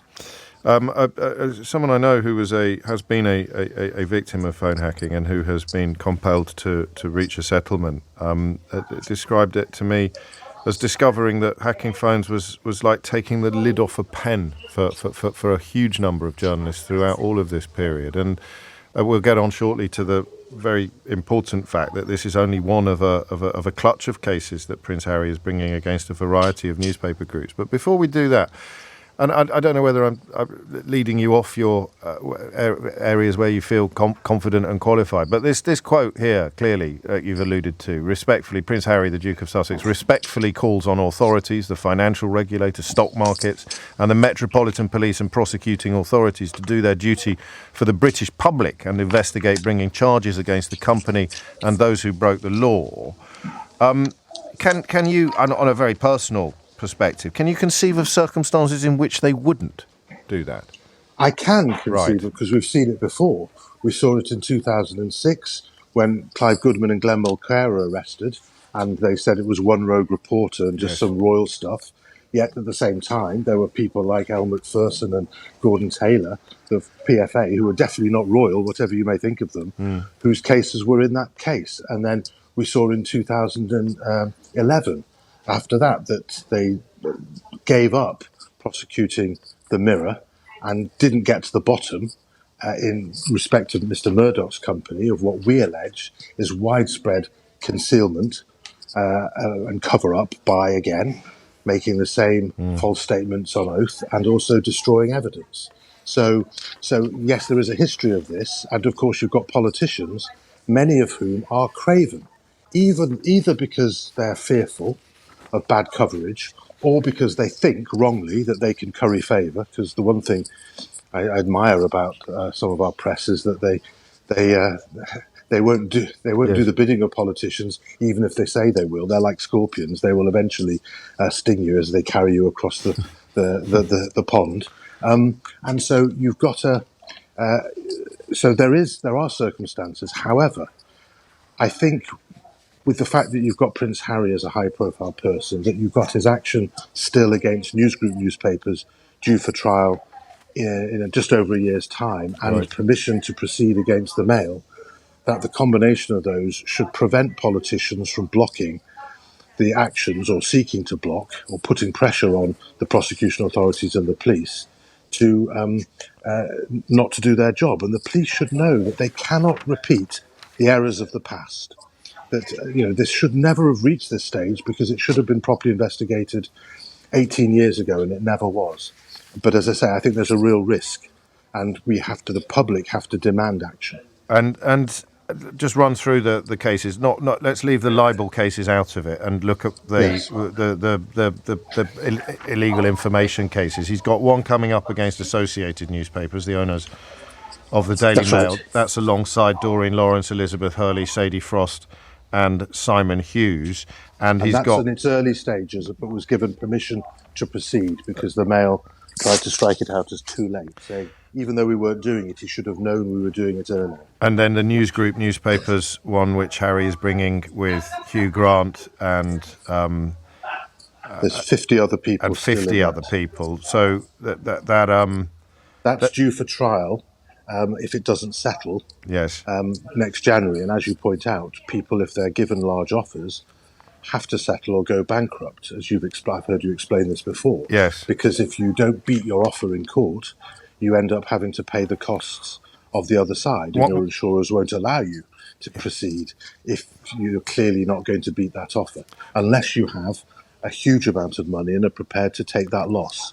And it remains to be seen whether there's anyone in this group that will reject that will take that risk, or rather accept from Rupert Murdoch. Yeah, He's spent over $1 billion so far in paying off people to avoid a trial. So why didn't that happen in this case, in the Mirror case? Well, because Mirror is a PLC, Reach is a PLC, so that they have some corporate responsibility currently, and they can't throw that sort of money at these cases. And also they thought they had a chance of running limitation. Now, newsgroup newspapers have the same opportunity to try and get a ruling on limitation, but that would require them to go to trial. And whatever happened to Piers Morgan today is, in my view, nothing like what would happen to his equivalent executives at Newsgroup, where the evidence, we say, and we plead in publicly available documents, is even stronger than took place in the Mirror. And that's why Rupert Murdoch is no fool. He knows that he has to spend over £1 billion actually now. Yeah. It's gone up. There was another one last week, wasn't there? There was a big settlement. Indeed, Chris Hugh, a former cabinet minister's phone was hacked while he was dealing with national security matters. Although News Group, as they were, insist that they didn't do anything wrong, even as they pay out these billion six-figure sums. Yeah. Exactly. That's the point.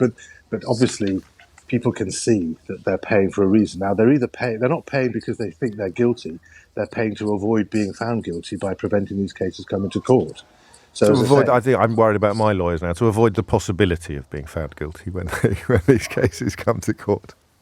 To avoid any findings being made. Yes, to avoid any findings being made. Yes. There we go. There it is. So this is, crikey. So, I mean, under your reading of it, this isn't the biggest of the three balls that the smallest of the three. The balls that are rolling.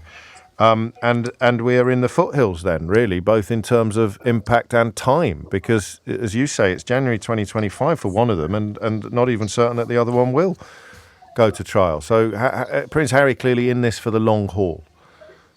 Yes, and I think he said that, because obviously he's paid a price, as he says in his statement, that that there's the journalism of vengeance being used against him, because whenever they attack him, and you can decide whether it's worthy or not, they never say that they're a defendant in a case he's brought, which you really ought to do if you're being transparent about your conflicts of interests. They never do.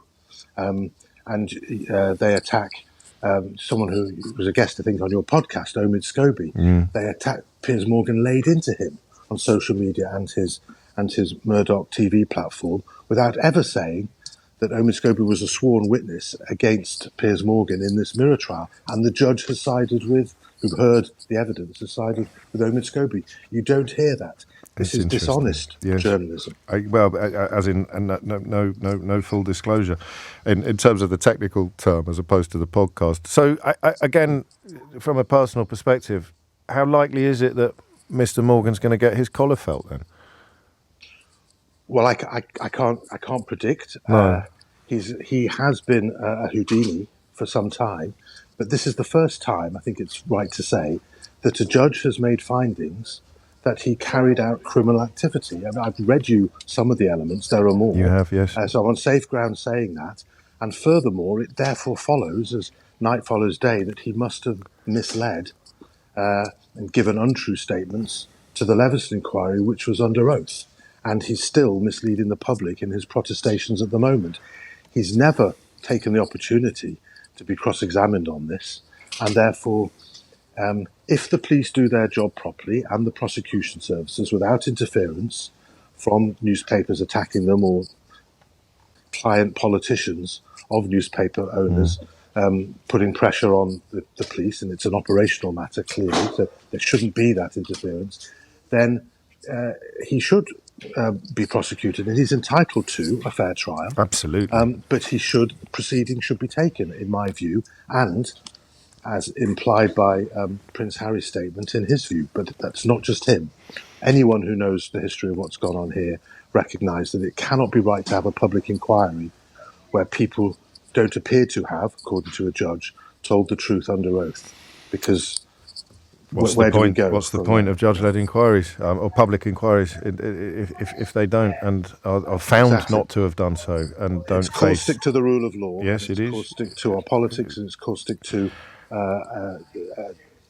transparency in public discourse. It's 10 to 12. Have we covered everything you feel we should have covered at this point, Evan? No, but I think we've covered enough for most listeners.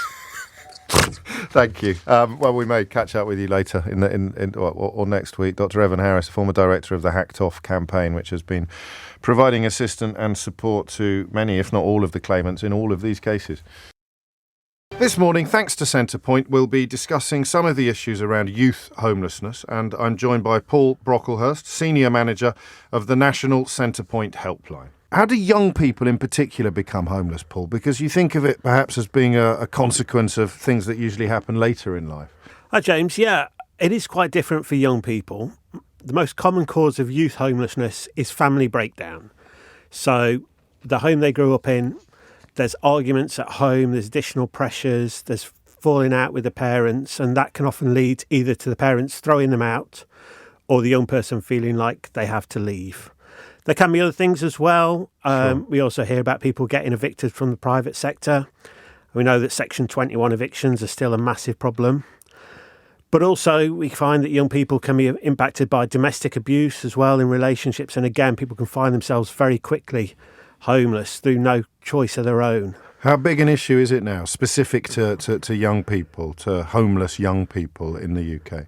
It's really tough at the moment. It's been the record high right now. What we know is that every 4 minutes somebody becomes homeless that's a young person. If a young person finds themselves homeless, what do they need first? What are the most important things you can do to help them get back on their feet? Yeah, it's a really frightening time when a young person is homeless. And so what we do is we work with them and get them back on their feet. Part of that is giving them that stable accommodation. But also it's giving them the life skills as well and the confidence, that emotional support when they've been having a really difficult time.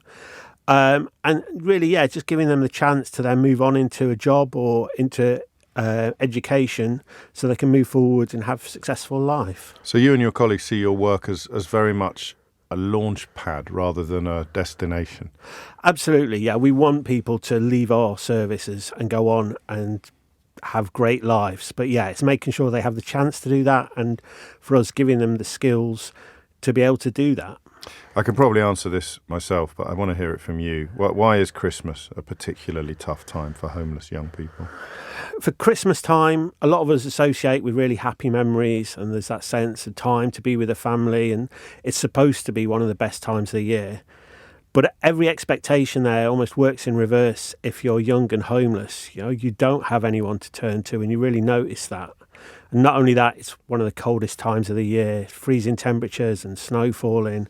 It's a really, really horrible time to be homeless. What can anyone listening now do to help with the work that you and your colleagues do at Centrepoint? We'd really like your listeners to donate and give what they can afford this Christmas. Your donation can pay for a young person to be in that safe accommodation with Centrepoint service and get them on the way to having a safer life. Paul Brocklehurst, thank you. And thank you, of course, to Centrepoint. Thank you. It is 11:57 and you're listening to James O'Brien on LBC. Incredible breaking news in the course of the programme this morning. Prince Harry, found to be a victim of phone hacking by Mirror Group newspapers, awarded £146,600 in damages. Some of his fellow plaintiffs, co-plaintiffs, some of the other people bringing the case with him also getting their results through as well, including the Coronation Street actor Michael Turner, who you're going to think I've looked this up or that I've checked it, but I don't need to. He plays Kevin Webster, and his stage name is Michael Lavelle.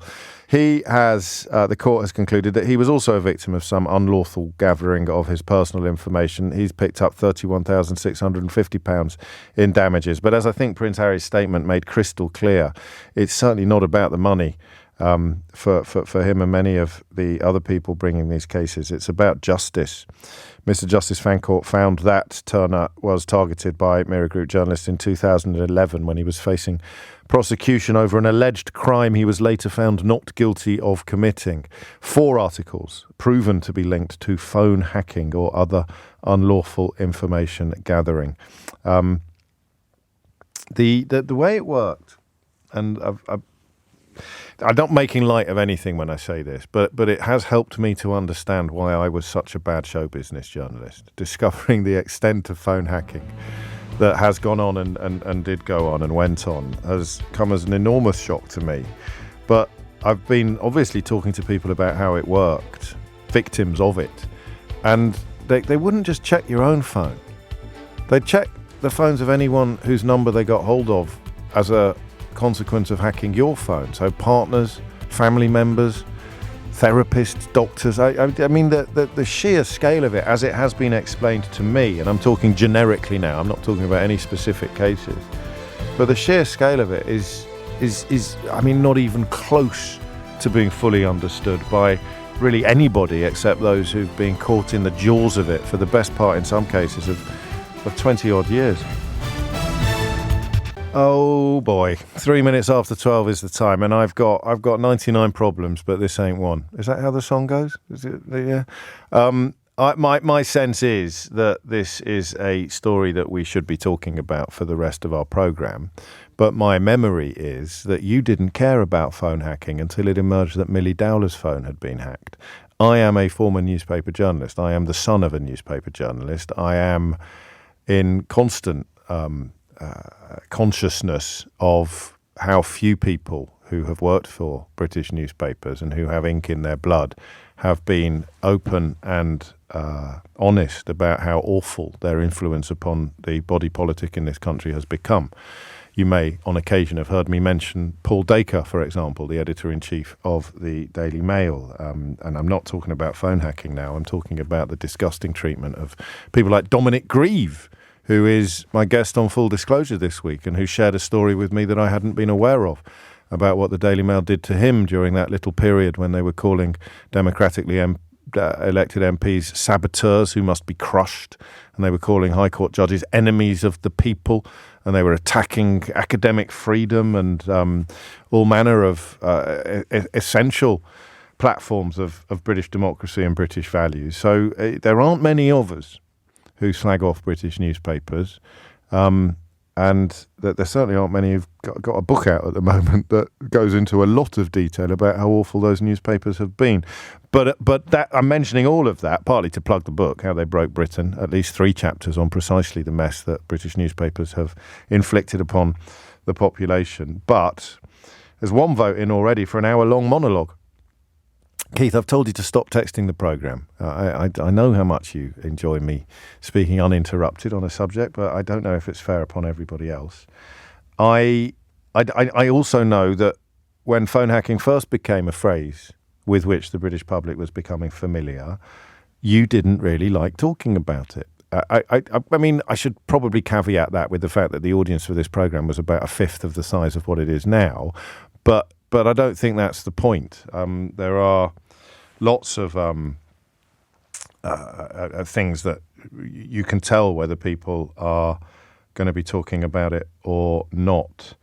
I'm also getting messages. My phone is pinging from people either involved in or adjacent to a variety of the cases that are currently being talked about. 6 minutes after 12 is the time. But I think today is different. And I think it's about Prince Harry in the first instance rather than newspapers. And I think that if you are honest with yourself, you will now begin to understand why Prince Harry has come under such vitriolic and sustained attack from the most influential media outlets in this country. I think that many people who are decent members of the public, as opposed to this profession, must be realising that they have been sold an almighty and hideous pup. Because that thing Evan Harris said there about newspapers writing articles about Prince Harry, people raging endlessly about Prince Harry and his wife without revealing that they were involved in or implicated in cases, court cases, allegations of criminal misdeeds that Prince Harry was bringing to court. Do you imagine if I weighed in on someone on this programme without mentioning to you that they were currently engaged in legal action that could see me in very, very serious trouble? Imagine all the times you've heard me be critical of, I don't know, Nadine Dorries, say, for being such an awful, awful politician and profoundly unpleasant human being. Imagine if I'd done all of that to you and then you found out that actually she was suing me for something that I had actually done. And I'd never mentioned it to you once. Or you know, I'd been a fully paid up member of an empire that was being sued by Prince Harry, either as a former executive or editor on the Daily Mirror or the News of the World or the Sun or whatever it had been. And I had been attacking this person without telling you that everybody in my contacts book, all of my former colleagues and friends, were absolutely terrified of where these cases might lead.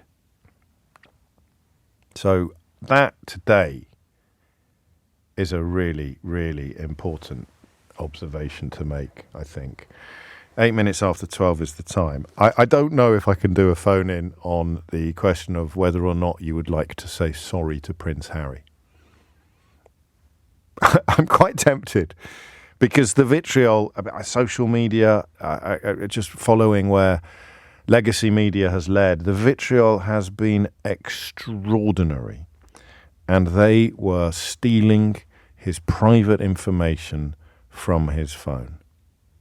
The Mirror Group, can't say that about any of the other organisations that he is still involved in legal action against, but it is absolutely extraordinary, this result. And I resisted the urge to go in hard when it first dropped, because as I said, I needed a little bit of guidance and a little bit of counsel on on how big a deal it actually was. But I just want you to pause for a minute and think about the reason why they have been so horrible to him. Just think about it, because we've done phone-ins on that. We did it with Gary Lineker last week. Do you remember? So why does Gary Lineker boil, I think it was on Monday actually, boil the Gaminy urine of this country in such a vicious and in such a violent way?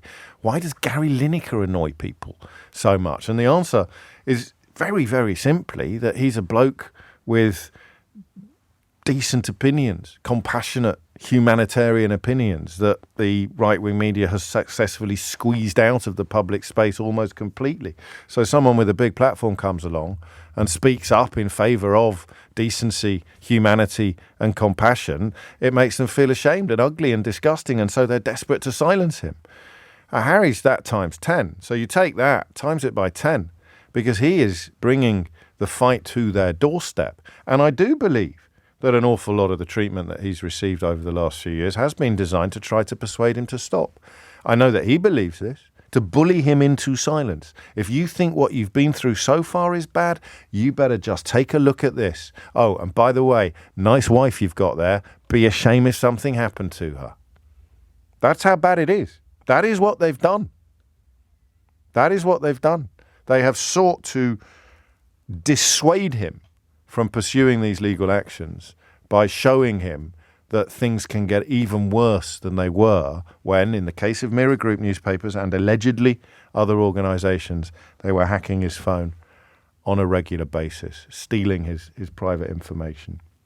I'll tell you a story about another victim of phone hacking, and I don't think I can name them because I'm not sure what the precise situation was upon settlement. But I know for a fact that one famous woman believed that her own sister was selling stories about her to a newspaper.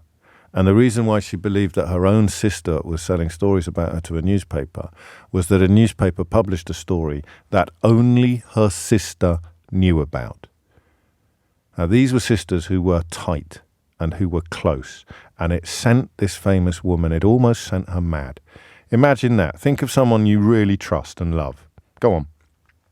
Just think of them. Oh, that's sweet, Keith. Think of someone you really love and trust, okay? And you told them something, and you knew that you hadn't told anybody else. And then they left a message on your phone about it, because they'd found out something or they had some useful advice for you, and they were getting on a plane or you didn't pick up or whatever it may have been. You left a message on their phone referencing this revelation, this deep, deep secret, this deep personal secret that you had spoken to nobody else about. And then you get a call from your agent or your publicist to say, I don't know how, but the Daily Bugle have got hold of a story, or they've just called me up to ask about a story that even your publicist didn't know about. That's how secret it was. You hadn't even given your publicist, this is how the industry works, you hadn't even given your publicist a heads up about something that you really didn't want to come out. Say a pregnancy, for example, or something like that. Even your publicist didn't know. So you cut your sister out of your life. You turned on your sister. What does the mum do? What do mum and dad do? When one daughter swears blind that the only way this story could have found its way into the newspapers was if my own sister betrayed me, and the other daughter swears blind that she would never in a million years tell a soul. But you've got Occam's razor kicking in. You've got the Sherlock Holmes principle, haven't you? There is the impossible has been eliminated, and whatever you are left with, however improbable, must be the truth. Unless there's something that wouldn't have crossed anybody's mind at all. Because outside of Fleet Street, nobody knew about phone hacking. And so those sisters remained estranged and at loggerheads. That family remained fractured until the truth emerged, until the reality of phone hacking began to be reported, and until people were contacted privately to be told by lawyers and police officers, in some cases, that their phones had been hacked. And another story I have for you, which is absolutely breathtaking. And it involves a famous woman, being spotted coming out of a gynecology clinic on Harley Street. This isn't phone hacking. This is another practice by which people unlawfully get hold of information. And that meant that to the person who was following this famous person around, that meant that there was obviously a story with a gynecological dimension. And an hour or 3, after that famous woman had left that clinic, somebody claiming to be her rang the clinic and asked for details of the test. That's a complete flyer. Hi, it's James. It's James. I was just wondering if you got the results of the test that I did earlier. Except it's not James. It's someone completely different, and they get the results of the test, and it was a pregnancy test for a pregnancy that famous person wanted to terminate, and they obviously didn't want anybody anywhere in the world to know that they were having a termination. And that ended up in the paper as well. It's 12:15. 12:16 is the time. You're listening to James O'Brien on LBC. So let's find out. Let's find out whether you want to talk about it or not, because you didn't used to. You used to find phone hacking really quite boring. But we now know that Prince Harry's phone and some of the other people bringing this legal action with him, they were unlawfully hacked. We know that some household name journalists have been named by the judge as being involved in the hacking. One of them, possibly the most vitriolic and unhinged critic of Prince Harry, and particularly his wife, Meghan, in the entire firmament of the British media. I speak of Piers Morgan, whose career, it's fair to say, has been unaffected by all manner of allegation and scandal over the course of the last 2 or 3 decades. Some more breaking news for you. 2 of the other claimants in the Mirror hacking case have lost their battle on legal technical grounds. This is even though there was evidence that they had been victims of unlawful intrusion. The judge, Justice Fancourt, said that Nikki Sanderson and Fiona Whiteman had both run out of time. So the law says that damages claims must start within 6 years of the victim first suspecting that they may have a case to pursue, and both Sanderson and Whiteman had left it too late. However, the judge added that both the women had nevertheless been victims of unlawful information gathering. And remember that Fiona Whiteman is not even famous. She's not a public figure, and her involvement, for want of a better word, in this case was born entirely of the fact that she used to be married to one. She was married to Paul Whitehouse. So what I told you a moment ago about them hacking the phones of anybody, any number they could get hold of, if you were in any way in contact with somebody newsworthy, she is quite a good example of. So let's just find out. 18 minutes after 12. Does this verdict, does this judgment change the way you think about Prince Harry? That's the question that I want you to answer, if you can. And you know that I'm a bit of a bore when it comes to the manipulation of good people by bad journalists. It's huge. It's an absolutely essential part of the contempt for the con men, compassion for the conned mantra that we try to live by on this programme. But the question of why this man has been so horribly pursued by British newspapers has now in large part been answered. And I just want to know what you make of that. It's 19 minutes after 12. If you don't want to talk about it, we will go back to the question of taking kids out of school during term time, which is actually one of my most favourite subjects. I do find it absolutely fascinating, and I can feel my old certainties beginning to shift. So it cuts both ways for you. I'm going to play you David Sherborne's start reading out of Prince Harry's statement again, and then I want you to tell me whether or not this changes your view of Prince Harry. And it's quite a big question to ask, because it's, change is slow, and you may not have fully absorbed what's gone on, or you may not have fully understood what's gone on, but trust me, it's a very, very big deal, and it's a very, very helpful explainer of why Prince Harry has come in for such unprecedented abuse from almost every corner of the British media.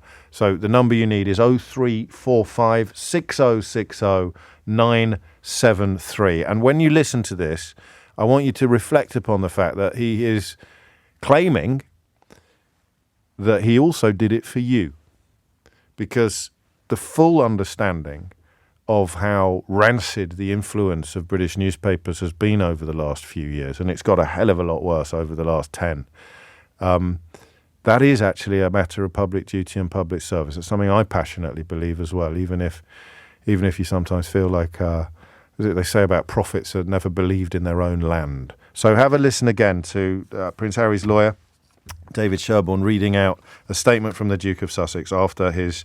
I mean, as some commentators already said, if one of these stories had been found to be based on illegally obtained information, that would have been a victory for Prince Harry. But it was 15 out of a sample of 33, so, you know, almost half of the stories that were cited picked up in court. 21 minutes after 12. Have another listen to this and then give me a call and tell me whether or not it's changed your view of print. Just tell me what you think about living in a country where newspapers can do this to the King's son. The court has ruled that unlawful and criminal activities were carried out at all three Mirror Group newspaper titles, the Mirror, the Sunday Mirror and the People, on a habitual and widespread basis for over more than a decade. I'd like to thank my legal team for so successfully dismantling the sworn testimony of Mirror Group's senior executives, legal department and journalists who at least turned up to court, unlike their colleagues who were perhaps too afraid to do so. This case is not just about hacking. It is about a systemic practice of unlawful and appalling behaviour, followed by cover-ups and destruction of evidence, the shocking scale of which can only be revealed through these proceedings. The court has found that Mirror Group's principal board directors, their legal department, senior executives and editors such as Piers Morgan clearly knew about or were involved in these illegal activities.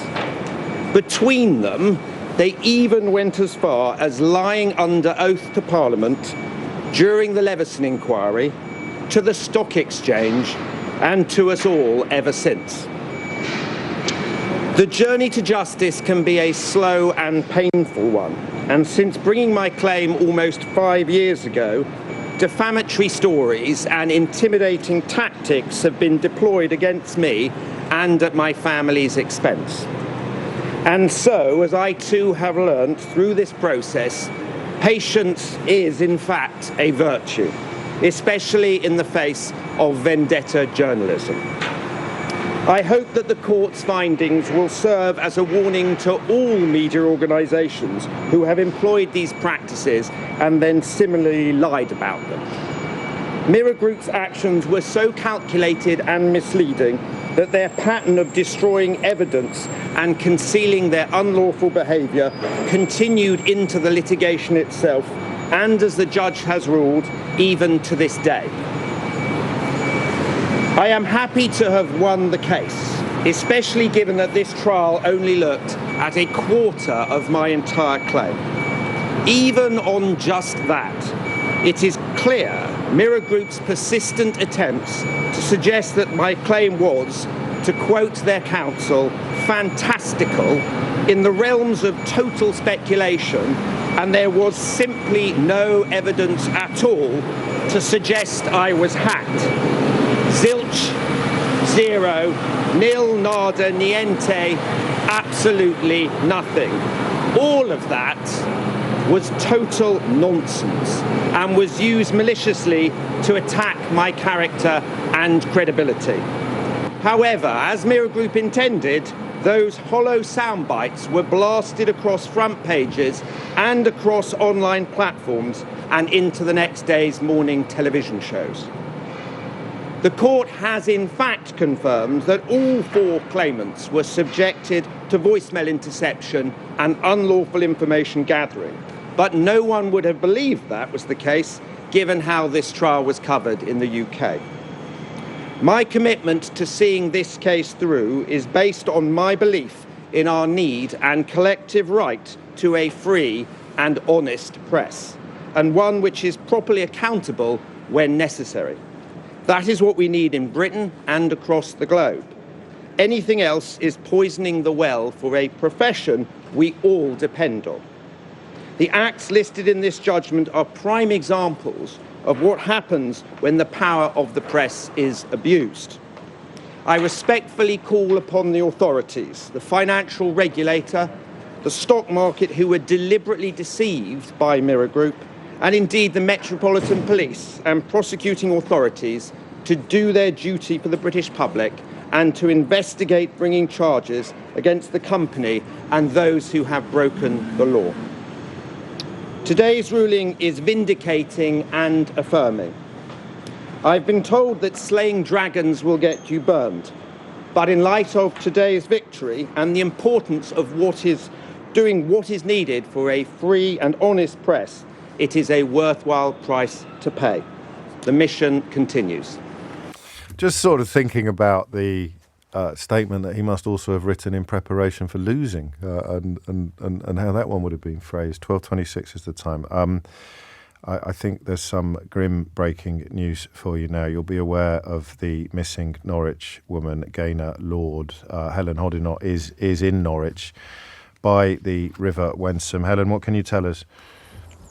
Well, James, it has just been confirmed by Norwich Police that the body of 55-year-old mum of three, Gaynor Lord, has been found in the River Wensum a week after her belongings were discovered scattered around the park that the river runs alongside on Friday evening. A statement we've just had through from police says officers searching for missing Norwich woman Gaynor Lord can confirm a body has been found in the River Wensum. The body was found in the river by underwater search teams this morning and has now been recovered from the water. While the body hasn't formally been identified, Gaynor's family have been informed. They continue to be supported by specially trained officers. Now, what we've noticed here at the river is that this morning the focus of the police investigation shifted a few hundred metres downriver, closer towards Norwich city centre, and now we have had this confirmed that a body has been found. Helen Hoddinott there live in Norwich, where, as you hear, a body's just been found in the River Wensum, which was being searched by police scuba divers investigating the disappearance of the 55-year-old mother of three, Gaynor Lord. 28 minutes after 12 is the time. We return to the. I mean, it puts stuff in perspective, actually, doesn't it? The family of Gaynor Lord, but quite possibly, probably dealing with the worst imaginable news in the course of today. But we return to the other big story of the morning: the finding the judgment at the High Court that Prince Harry's phone was hacked, and I'm worried about lawyers. That's why I'm sounding a little bit hesitant on something, so you be 100% clear on what you can and can't say. But here it is. Piers Morgan knew about phone hacking and was involved when he was editor of the Daily Mirror. The High Court has ruled in a highly significant part of the judgment. Justice Fancourt lists times when Morgan was said to have been aware of phone hacking and the evidence had not been contested.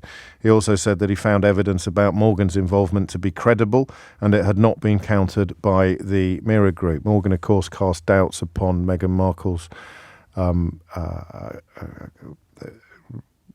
revelation. I don't think I'm looking for a better word than that. Meghan Markle's revealing that she had suffered suicidal thoughts during her time at the palace. And of course, there is only one way in which someone accused of lying about having suicidal thoughts can prove their critics wrong.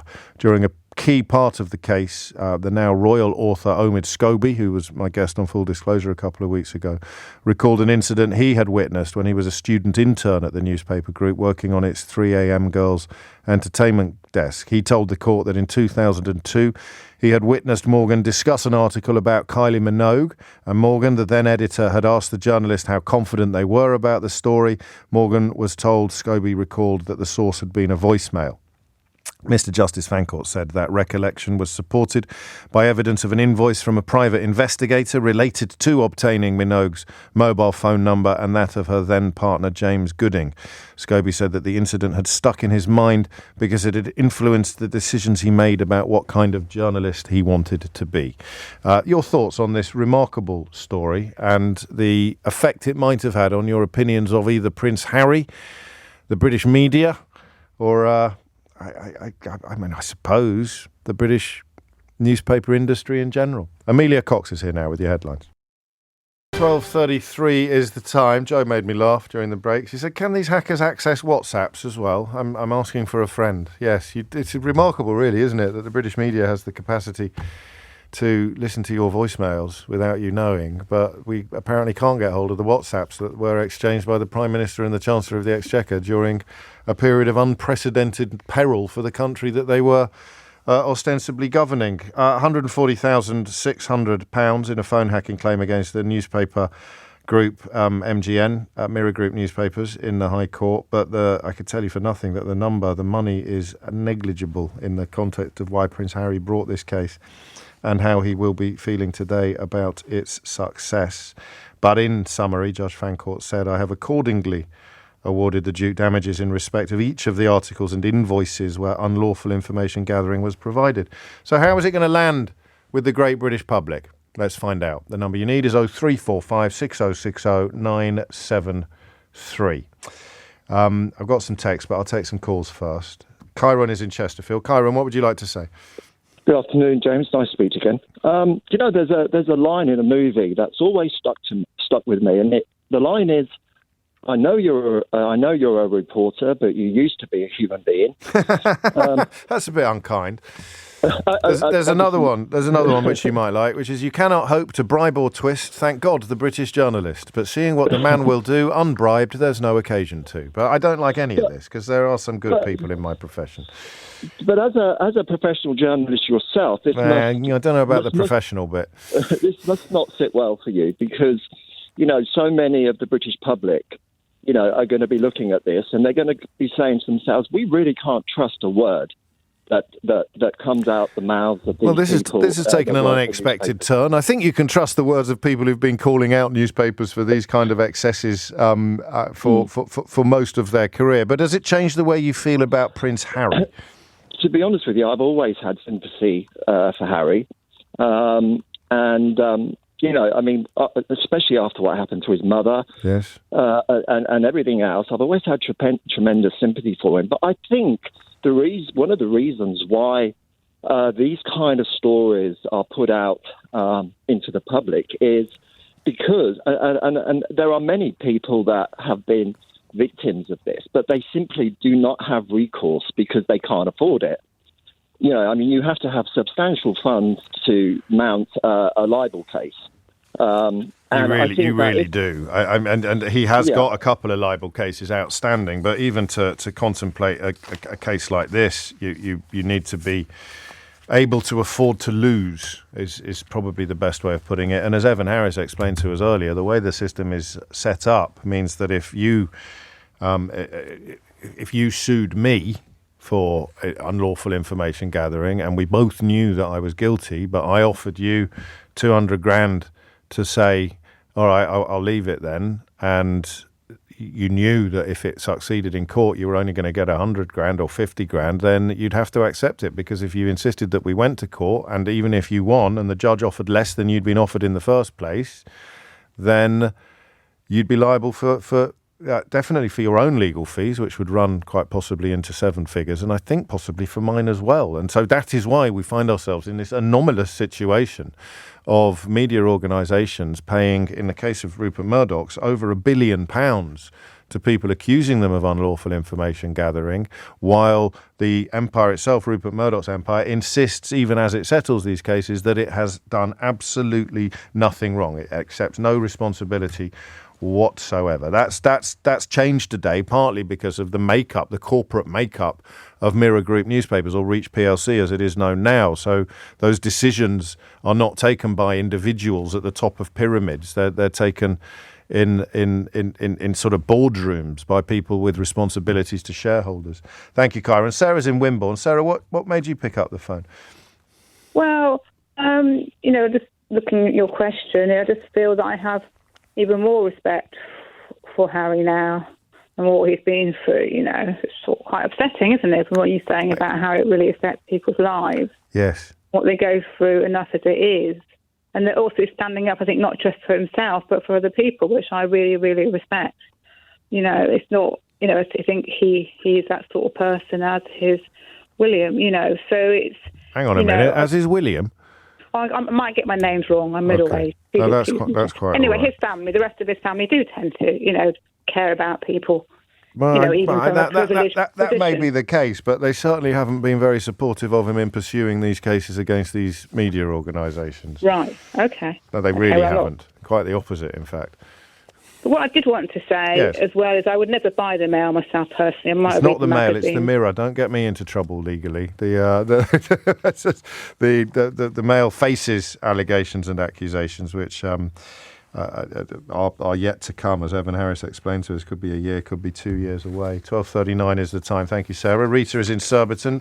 Rita, I don't think we're going to get the transformations today. I don't think anyone who's been encouraged to hate Harry and his wife is going to ring in and start self-flagellating and admitting that they made a terrible mistake. But I think those of us who already held him in high regard may now hold him, like Sarah explained, in even higher regard than we did before. Same for me, James. But I just wanted to ask, James, you know that story you said about the two sisters? Is that true? Whoa. Did you say, is it true, or did you name someone? No, I said, no, I didn't name anybody. Oh, good. I'm Yes, of asking. course it's true. Of course it's true. You see, and that is the thing that really touched me and changed me today, James. Really? Because I love my sisters, James, and if anybody ever did that to us, Yes? I couldn't survive it, James. So if that's happened to somebody and these people have done that, Yes? these people don't care how much they're hurting people. No, they don't at all. They don't, James, and that really brought it home to me, and I'm going to stop anything with Piers Morgan on in my house because of that. That's all I wanted to say. I think it puts you in company of most of the country already, doesn't it? As far as I can tell. No, there's this channel that he's on it, James, and my dad, 81-year-old father's watching it at night time. Well, will it change his view? Your 81-year-old father's? Yes, I think it will when I speak to him. I think it definitely will because he's not seeing Piers Morgan on the telly anymore. Well, we shall see. Previous problems haven't really affected his career, but we shall see whether this one does. It is, I think, that was something that we picked up from Evan Harris.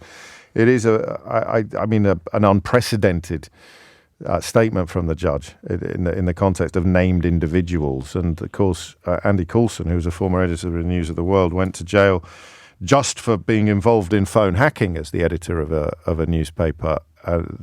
Some of the people mentioned by Justice Fancourt today compounded that apparent offence by then giving evidence, including at the Leveson inquiry, that appears to directly contradict what Justice Fancourt has found to be the case in the course of this court case. It's 12:41. You're listening to James O'Brien on LBC. Thank you, Harry. I hope all those who have attacked him for simply loving his wife now see that he has helped us all. My view of Harry was always that he was victimised. You could see the tide turn against him after his wedding. Those who claim, well, if you're famous, you should just expect this kind of thing, should realise that they could go after you too. My ex got caught up in a story some years ago. I'm reading this text, and had journalists going through their bins looking for anything that they could. And I have always questioned why the media, this is Heather, have reported Harry and Meghan with such vitriol. The change for me today is a huge respect for Prince Harry's courage and the courage of his wife in pursuing this case. That courage is of great significance and hopefully will be a step towards more honesty in the press. I wouldn't hold your breath on that second point. I don't think this will even... I wonder how it'll get reported tomorrow. What's Mail Online doing with it? Has anyone looked at Mail Online yet? I wonder how this will get reported tomorrow. I don't know whether the ruling, I haven't checked, would have any instruction on how the Mirror itself should report it. You'd sometimes expect them to be told that they need to put details of the settlement in a certain way, either on the front page or published with a certain degree of prominence. But I haven't come across that yet in the judgment, although, as Evan Harris told us a moment ago, it does run to hundreds of pages. Time now just coming up to 12:43. You're listening to James O'Brien on LBC, where we are responding to the news that Prince Harry's case against Mirror Group newspapers has been highly successful. Let me, by way of a slight departure, and I think this refers to newspapers as well, actually, but I'm not sure what clip they've used. Dominic Grieve is my guest on Full Disclosure this week, and former Attorney General, of course, who was essentially thrown out of the Conservative Party by Boris Johnson in 2019. And I wanted to speak to him for a number of reasons, but not least because talking about Rishi Sunak and talking about Boris Johnson and talking about sundry other members of the current Conservative Party, it occurred to me a couple of weeks ago when we invited Dominic on that we probably all need a reminder that there are decent Tories out there. It's just very easy to forget that at the moment.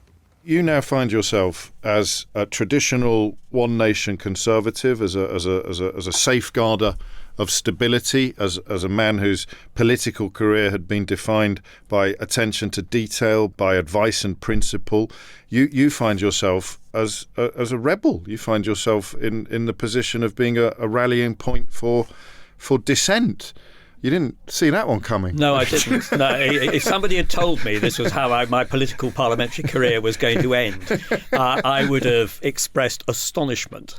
This rather establishment figure. Yes, yes, precisely. Ending up putting down motions in the House of Commons and changing standing orders and...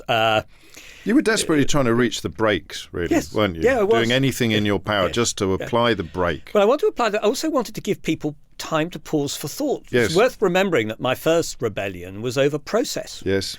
It was about the fact that in order to achieve Brexit, astonishingly for a Conservative government, Theresa May had decided that the whole of any subsequent deal could be pushed through under statutory instruments. Yeah. And I said, well, this is completely constitutionally unacceptable. And that was the first rebellion. Mm.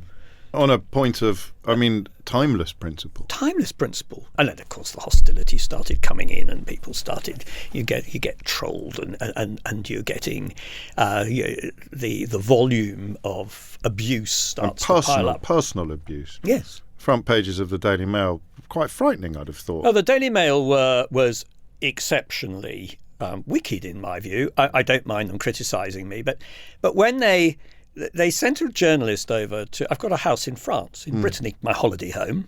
I don't know what they thought it was, whether they thought I was living in a chateau with a swimming pool, but it's certainly not that. They sent a journalist over to take a photograph of it and to speak to all my neighbours. What does he do when he comes here? Well, the answer is I go scuba diving and a bit of sailing and swimming and running, and it's very nice. It's a simple holiday. And they then not only published the photograph, but they identified the location. So a week later, I was getting emails saying, I've found you on Google Earth and I'm going to come and kill you. To my mind, that shows there was no necessity to identify the location. No, of course not. With that precision. It's absolutely 1 mile outside the village. Mm. And the similar treatment of High Court judges, front pages saying things like crush the saboteurs. The tone was set, the mood was set, that led inexorably to September 2019 when you were told to sling your hook. Yes, I have to accept that when Johnson arrived, I knew that in my heart the game was up. 12:49 is the time, and you are listening to James O'Brien on LBC, where we have spent most of the last hour responding to the judgment in the High Court that found Mirror Group newspapers had indeed unlawfully accessed information from the phone of Prince Harry and one of his other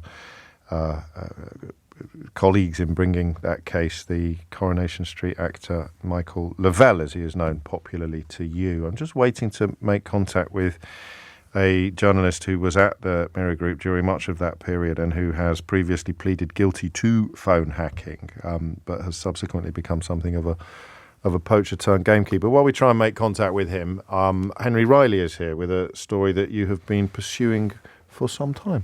Well, James, it was back on your programme in September that we reported Michael Gove's local authority, Surrey Heath, faced effective bankruptcy within 2 years because of what was described as horrific financial mismanagement. Just to run you through that again very quickly, they bought 2 sites, the Square, which was a shopping centre for a lot of money, and the House of Fraser site, £113 million combined.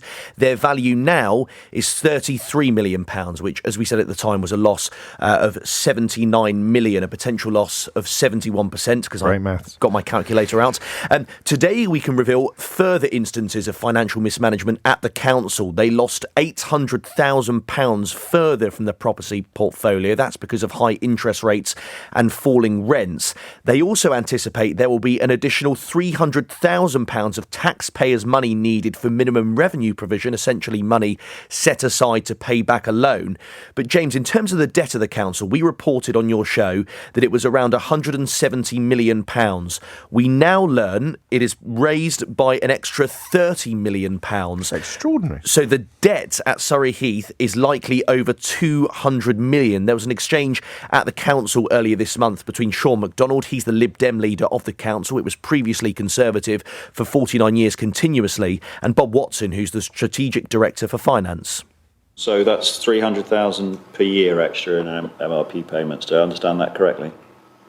That would be $300,000 going into the base budget, yes. And what's the change in the capital financing requirement associated with that, please? We believe the capital financing requirement may previously have been based on our borrowing rather than the actual capital financing requirement, and therefore slightly understated, which is why you've had to increase it for next year. Capital finance requirement currently is assessed as £207 million.